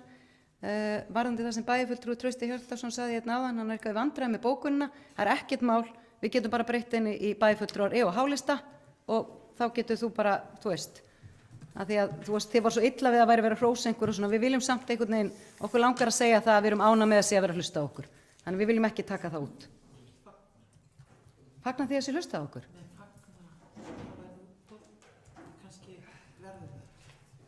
Helga, það er búið að afsakið. Já, við erum ekki að tala saman hérna. Takk. Já, takk fyrir Íris Ómarsdóttir. Bæjarfulltrúar eru farin að semja svona sín á milli ræðutímann, þannig að þetta er að vera búið hjá okkur. Þetta er svona passlega fjálsett. Hildur Sólveig, gjörðu svo vel. Forseti, bæjarfulltrúar og gestir, takk fyrir. Ég tek undir því sem kom fram hér í máli bæjarfulltrúar Helgu Trausta Hjaltasonar, þar sem að ég get kannski ekki alveg verið tilbúin að fagna eða mér finnst það svona orðalag kannski aðeins og djúpt í árina tekið, þannig að við ætlum að leggja eftirfarandi bókun fram. Mikilvægt er að fundin verði varanleg lausn á dýpkunarmálum landi hafnar til framtíðar, vonandi munu niðurstöður útboðsins tryggja skref í þá átt. Bókun lýkur, takk fyrir. Já, takk fyrir Hildur Sólveig Sigurðardóttir. Þá er það útrætt að fyrir bókunum var þá bókun meirihluta bæjarstjórnar og hér hefur þá verið bókun minnihlutans. Þannig ég heldur sem að ljúka þessu máli örstutt til gamans með leyfi varaforseta, þá eru fleiri starfsmenn Vegagerðarinnar sem að leggja sig mikið fram við og ég talaði við einn þeirra í vikunni sem er mælingamaður, Orri, og hann var að mæla við mjög erfiðar aðstæður og sagði að þetta hefði allt verið á tæpasta. Þannig að það er fullt af starfsmönnum sem er að reyna að gera sitt besta. Við erum með lóðsinn líka í þessu verkefni. Þannig að ég held að það séu víða verið að leggja eins mikið á sig og hægt er til þess að finna varanlega lausn. En ég held að þessu sé bara hreinlega lokið þessar umræðu. Það er allavega engin sem að gefa merki hér meira, þannig að við ljúkum þessum fyrsta lið og tökum til dagskrár þriðja lið. Þriðji liður í 11. dagskrárlið þessara fundar var staða sýslumanns í Vestmannaeyjum og þetta var á sama fundi í bæjarráðinu og það hljómar svona: bæjarráð samþykkti samhljóða að taka þennan dagskrárlið inn með afbrigðum. Í ljósi frétta ákvörðun dómsmálaráðherra lögfestingu lögsagnarumdæma sýslumann á landsbyggðinni undir merkjum stafrænnar og skilvirkra stjórnsýslustöðva sýslumanns í heimabyggð ákvað bæjarráð Vestmannaeyja að fjalla málið. Samkvæmt upplýsingu bæjarráðs stendur til að fækka sýslumönnum á landsbyggðinni en efla starfsemi embættanna sjálfra með stafrænni þróun og sérhæfingu. Niðurstaða: bæjarráð lýsir þungum áhyggjum af áformum dómsmálaráðherra að leggja niður stöðu sýslumanna á landsbyggðinni þar sem ljóst að áform ráðherra munu veikja embættin. Rúm 2 ár eru síðan barátta sýslumannin í Vestmannaeyjum var tekin síðast og óboðlegt að leið og nýr ráðherra tekur við embætti þurfi sama barátta að hefjast á ný. Bæjarráð felur bæjarstjóra að óska eftir fundi bæjarráðs með dómsmálaráðherra málið, koma á framfæri mótmælum ráðsins við þingmenn kjördæmisins. Meira var ekki bókað en það er Íris Róbertsdóttir. Gjörðu svo vel.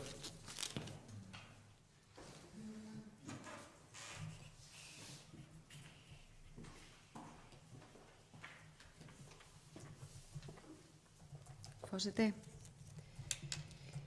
Já, það er á 2-3 ára fresti.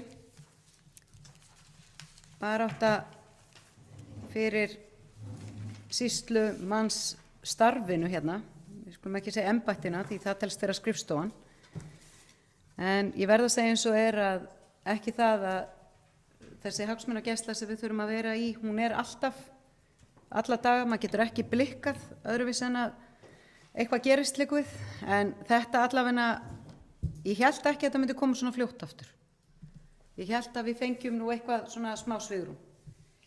En eins og bæjarfulltrúar fengu sent að þá er svona almennt bréf frá dómsmálaráðuneytinu sem verður tekið fyrir á næsta bæjarráðsfundi, það sem er svona verið að biðja gott veður varðandi þessa breytingar og biðja samtal og samstarf eftir að búa tilkynnum þetta í fjölmiðlum án þess að tala við okkur. En ég get bara ekki að því gert að ég er orðin rosalega þreytt á því að hver dómsmálaráðherrann á fætur öðrum skuli koma fram og reyna að gera breytingar í þessa veru.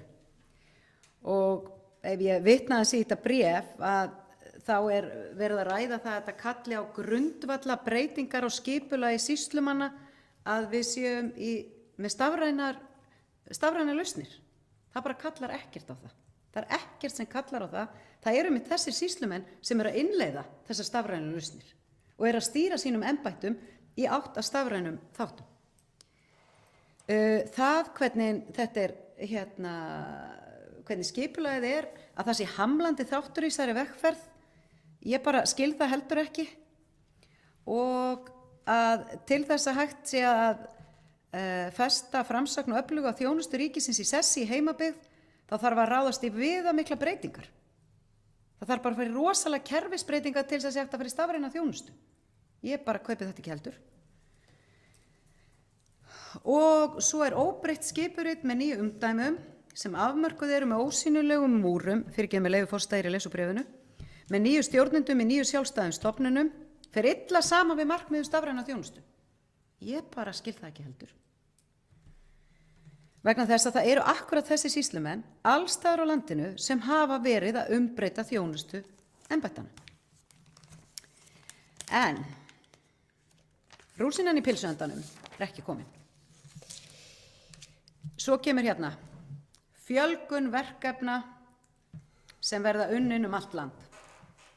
Og þá fer maður að leita, hvaða verkefni? Hvaða verkefni við að ræða?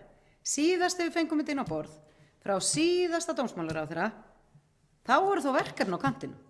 Þá voru þó skilgreind verkefni sem átti að vinna hér í embættinu í Vestmannaeyjum. Hér eru engin verkefni, þetta er bara lína, skilgreind verkefni. Fjölgun verkefna sem verður unnin. Þannig það er gríðarlega mikilvægt að ef að á að gera einhverja breytingar og með það í yfirskini að sé verið að færa til og fjölga störfum á landsbyggðinni, þá þarf klárlega að lista upp þessi verkefni, hvaða verkefni þetta eru og þú veist hvaða umfang er, af því þú ræður ekki starfsmann nema að sé eitthvað að gera fyrir hann. Þannig að ég bara, er ekki alveg átt að með þessu.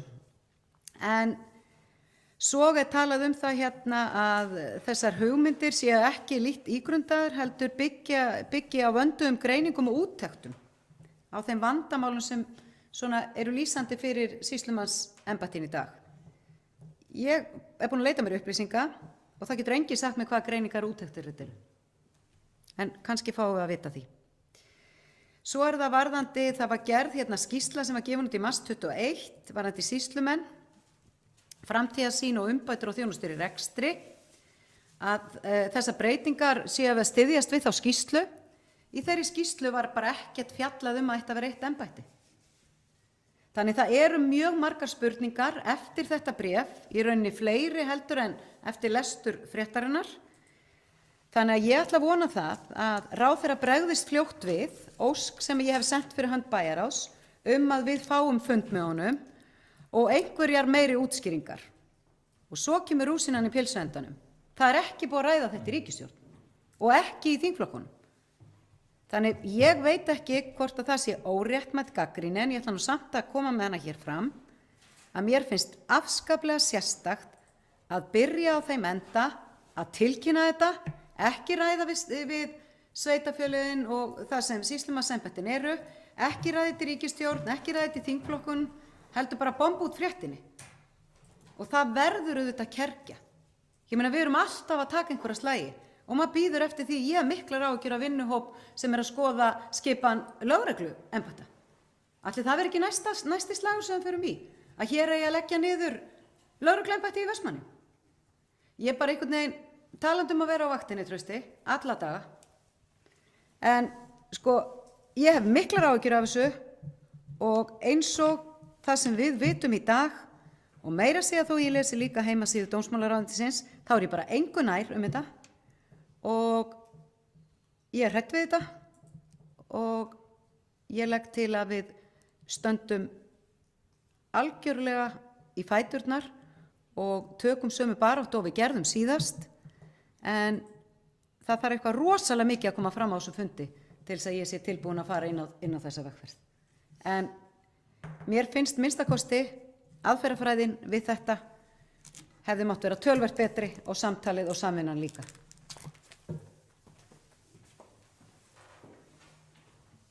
Já, takk fyrir Íris Róbertsdóttir. Trausti Hjaltason, gjör svo vel.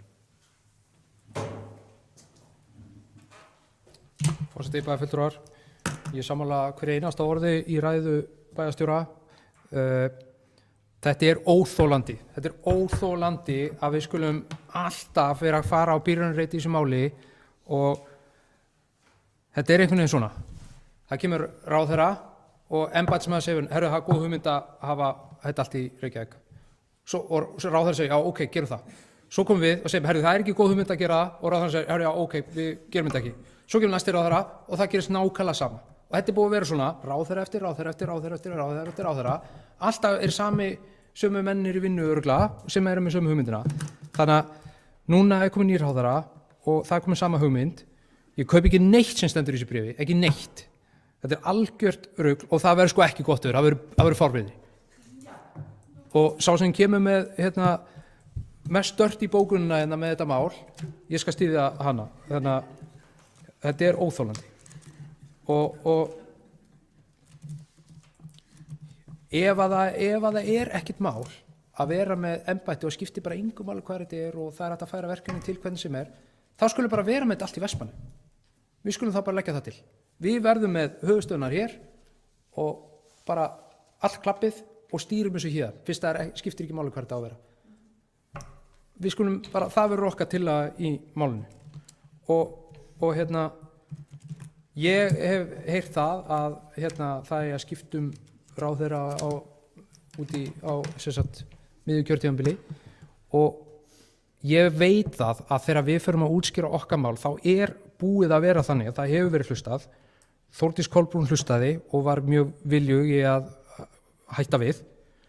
Svo kom Áslaug Arna og tók við og hún á mikið hrós skilið hvernig hún brást við okkar óskum, hún Áslaug Arna, og bara hárrétt, hún var með verkefni á kantinum og þau eru núna komin til okkar og það er nefnilega búið að efla embættið og núverandi sýslumaður hefur staðið sig rosalega vel í að efla embættið og embættið í Vestmannaeyjum er miklu öflugur í dag heldur en fyrir nokkrum mánuðum síðan. Þannig að síðast þegar við tókum hennar slag, það sem er búið að gera síðan þá er að embættið eru sterkara, við erum komið fleiri verkefni og ég myndi segja að embættið er bara ennþá meiri erindi núna af því að það er búið að eflast svo mikið síðan við tókum síðast slag, þó að sé stutt síðan að var á þessu kjörtímabili þannig að við erum að berast með kjaft og klóm fyrir þessu og við erum með öll rökin, öll minnisblöðin og alla punktana í þessu, fá fund, ræðamálið, klárlega. Þetta mál þarf að vinnast í pólitíkinni og þetta þarf að vera pólitísk ákvörðun. En það eru sóknarfæri hjá embættinu í Vestmannaeyjum til þess að sækja enn fleiri verkefni og það er svo margt spennandi í gangi í embættinu. En nú er enginn að hlusta á mig og þetta er alltaf langt þannig að ég er hættur. Takk fyrir Trausti Hjaltason. Ég ætla að taka undir orð Trausta og bæjarstjóra. Ég veit ekki hvort ég halda mikið áfram en kannski örstutt með leyfi varaforseta. Ef það er ekki fleiri verkefni í ráðuneytinu heldur en að vera að vinna alltaf sífellt í þessu þá nögla bara hægt að hagra þessu ráðuneyti svolítið. Þannig að það hljóta nú að vera eitthvað öflugri verkefni sem þetta er að vinna í heldur en eitthvað alltaf endurtekið efni. Ég er allavega orðinn mjög þreyttur og ég tek alveg undir með bæjarstjóra. Ég væri til að leggja mikið undir að það næst kemur lögreglustjórinn í Vestmannaeyjum. Þetta er bara endurtekið efni því miður og orðið bara ofboðslega þreytt. En Helga Kristín Kolbeinsdóttir, gjörðu svo vel.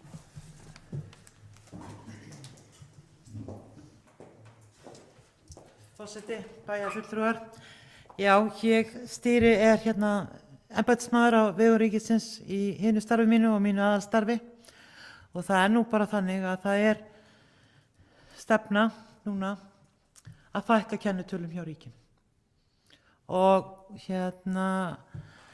sýslumaðurinn, það er náttúrulega, þar getum við fækka kennitölunum niður í 1 úr hvað 9 og þið sjáu það að við erum ekki með margar kennitölur hjá ríkinu í Vestmannaeyjum. Það sem við erum með ekki útibú. Það er mjög fáar sjálfstæðar ríkisstofnanir í Vestmannaeyjum og sporin hræða á þau stofnunum sem hafa verið sameinaðir að vinna sem útibú. Og þetta er landsbyggðarmál. Þetta er landsbyggðarmál að hafa ríkisstofnunar út á landi. Það er ekki bara það að tryggja störfin og þjónustuna, heldur að skipti höfuðmáli að hafa samfélag þar sem alls konar fólk býr. Það er nefnilega kannski allt öðruvísi fólk sem er að vinna hjá sýslumanni eða lögreglu eða framhaldsskóla eða fiskistofu. Það er öðruvísi fólk sem er að vinna hjá þessum embættum heldur en kannski hjá einkafyrirtæki. Og við þurfum svo fjölbreytt fólk til að byggja upp gott samfélag. Þannig að þetta er byggðasjónarmál að hafa ríkisstofnunar dreifðar landið og það er alltaf sporin hræða þegar að yfirstjórnin er færð annað eða þá eins og er bara orðið rosa vinsælt. Við erum alltaf að tala um fjarvinnuna og við erum að tala um fjarvinnuna fólki að flytja hingað á meðan að fjarvinnslustörfin það er vinsælast í dag að búa í 101 Reykjavík. Við verðum að horfa á það. Og við vitum það alveg eins og við sjáum Háskólann á Akureyri, bara sem dæmi, að það er alveg vélarnar þangar á mánudaginn, fólk býr í Reykjavík og er í fjarvinnu og er svo að fljúga á milli. Þess vegna er svo mikilvægt að allt sé þannig að fólk vilji frekar búa á staðnum. En ríkisstofnunar eru líka þannig að framkvæmdastjórarnir og þeir sem eru toppanir, þeir búa út allt. En við viljum gjarnan hafa dreift að við viljum hafa alls konar fólk alls staðar. Þannig að ég held að þetta sé bara mjög mikilvægt að standa í fæturnar og vita það hvað það er sem skiptir máli að hafa sem fjölbreyttast á hverjum stað og þetta er byggðamál, fyrst og fremst, byggðamál. Ég veit ekki alveg hvort að stofnun sé endilega betur rekin með því að vera stór eða lítil. Það hefur svolítið verið hjá okkur að við viljum hafa allt sem stæðst að það þykir best. En er það svo? Við sjáum það alveg að vera í svona einhverju risa apparati eða bara vera með eitthvað lítið. Það þarf ekki að vera betra og ég kann ekki við að taka dæmi en mér finnst það á einkarekstrinum það sem eru sem sagt það sem að einyrkjar eða lítil fyrirtæki hafa farið, horfið héðan á braut og í staðinn hafa komið stórar keðjur. Það er ekkert endilega verið eitthvað lægra verð eða eitthvað, þau kannski bara sama verð. Þannig að við þurfum að vanda okkur og halda í það sem að við höfum og þetta er byggðamál. Takk. Takk fyrir Helga Kristín Kolbeins, Njáll Ragnarsson, gjörðu svo vel. Forseti, ég ætla að byrja við að segja að það er mikill misskilningur að ég hafi ekki verið að hlusta á ræðu Trausta Hjaltasonar. Ég hlustaði á hana og hún var mjög góð og ég vildi ekki geti haft svona ræðu hæfileika eins og bæjarfulltrúinn Trausti Hjaltason. Hann fór mjög vel yfir þetta og ég er sammála hverju einasta orði. Þetta er nýr dómsmálaráðherra, ný barátta. Þú veist, þetta er orðið svo þreytt. Ég er á mínu 4. ári í bæjarstjórn Vestmannaeyja og þetta er 4. dómsmálaráðherrann sem við erum að berjast við sýslumanninn í Vestmannaeyjum. Þetta er algerlega fáránlegt og það væri óskandi að við fengjum dómsmálaráðherra sem hefði sans fyrir því hversu mikilvægt þetta er, ekki bara fyrir okkur hér í Vestmannaeyjum, heldur fyrir landsbyggðina, vegna þess að þetta er tengipunktur borgarana að ríkinu. Það er í gegnum sýslumenn. Við höfum farið yfir þetta með þessum 3 forverum núverandi dómsmálaráðherra, hversu mikilvægt það er að hafa til dæmis dómþing í Vestmannaeyjum, þannig að við þurfum ekki alltaf að vera að þvælast hérna þegar við þurfum að leita í slíkt. Og þú veist, þetta er einhvern veginn bara Groundhog Day einhvern veginn endalaust fyrir þessu embætti og eins og bæjarstjóri Íris Ómarsdóttir kom inn á, er það ekki bara lögreglustjóri næst?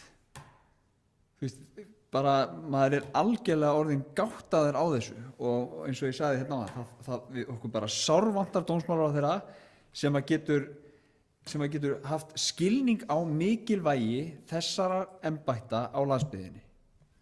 Ég ætla að gera það að tillögu minni að bæjarstjórn sameinist í bókun vegna þess að Trausti kallaði eftir því að það kæmi svolítið kröftu bókun og ég ætla að gera þessa hérna að tillögu minni og ég ætla að lesa hann upp með leyfi forseta. Nú hefst hjá Vestmannaeyjabæ enn ein baráttan sýslumannin í Vestmannaeyjum. Hver dómsmálaráðherrann á fætur öðrum hefur áformað að leggja niður stöðu sýslumanns sem veikir verulega embætti hér í Eyjum.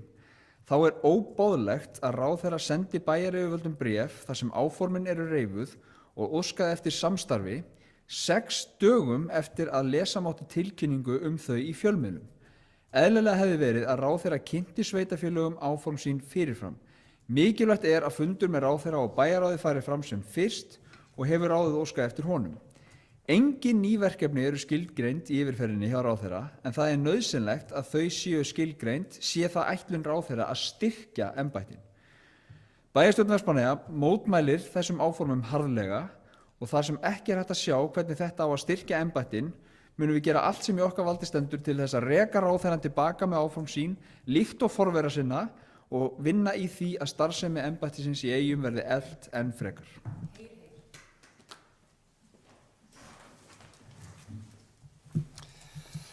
Já, takk fyrir Njáll Ragnarsson.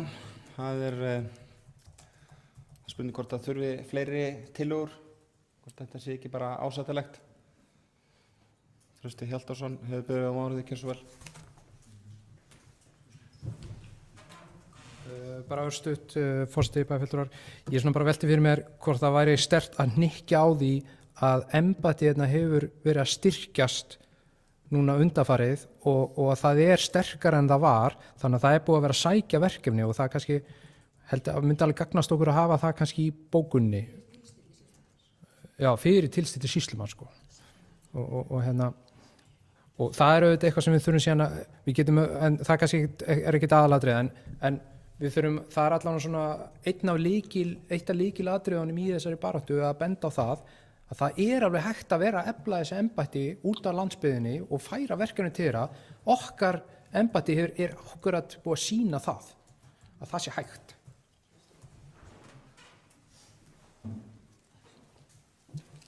Já, takk fyrir Trausti Hjaltason. Ég held að þetta sé hárrétt allt saman og við erum öll sammála um þetta og Njáll mun setja þetta inn og þá kemur þetta bara, ætli þetta kom ekki í minn hlut en einu svona að reyna að brúa bílið einhvern veginn og segja eitthvað gáfulegt. Þetta ekki með leyfi varaforseta þá skal ég reyna að finna eitthvað. Þetta komið, þannig að Njáll Ragnarsson gjör svo vel. Forseti, ég les þetta þá aftur og eftir þar athugasemdir sem kom frá Trausta bæjarfulltrúa Trausta Hjaltasyni. Þetta er svohljóðandi: Nú hefst hjá Vestmannaeyjabæ enn ein baráttan sýslumanninn í Vestmannaeyjum. Hver dómsmálaráðherra á fætur öðrum hefur áformað að leggja niður stöðu sýslumanns sem veikir verulega embætti hér í Eyjum, embætti sem hefur verið að eflast fyrir tilstilli sýslumannsins í Eyjum að undanförnu. Annað er óbreytt, þannig að á ég ekki að hlífa fundinum með því að lesa restina. Hitt er bara óbreytt. Takk fyrir Njáll Ragnarsson, það er allir bæjarfulltrúar sammála þessu, allavega enginn sem andmælir því, þannig að við fáum örugglega tækifæri til þess að bóka eitthvað meira um þetta. Þetta er sennilega ekki búið. Þannig að ég held að þetta sé bara tæmt, þessi liður, það er enginn sem gefur merki að taka meira til máls.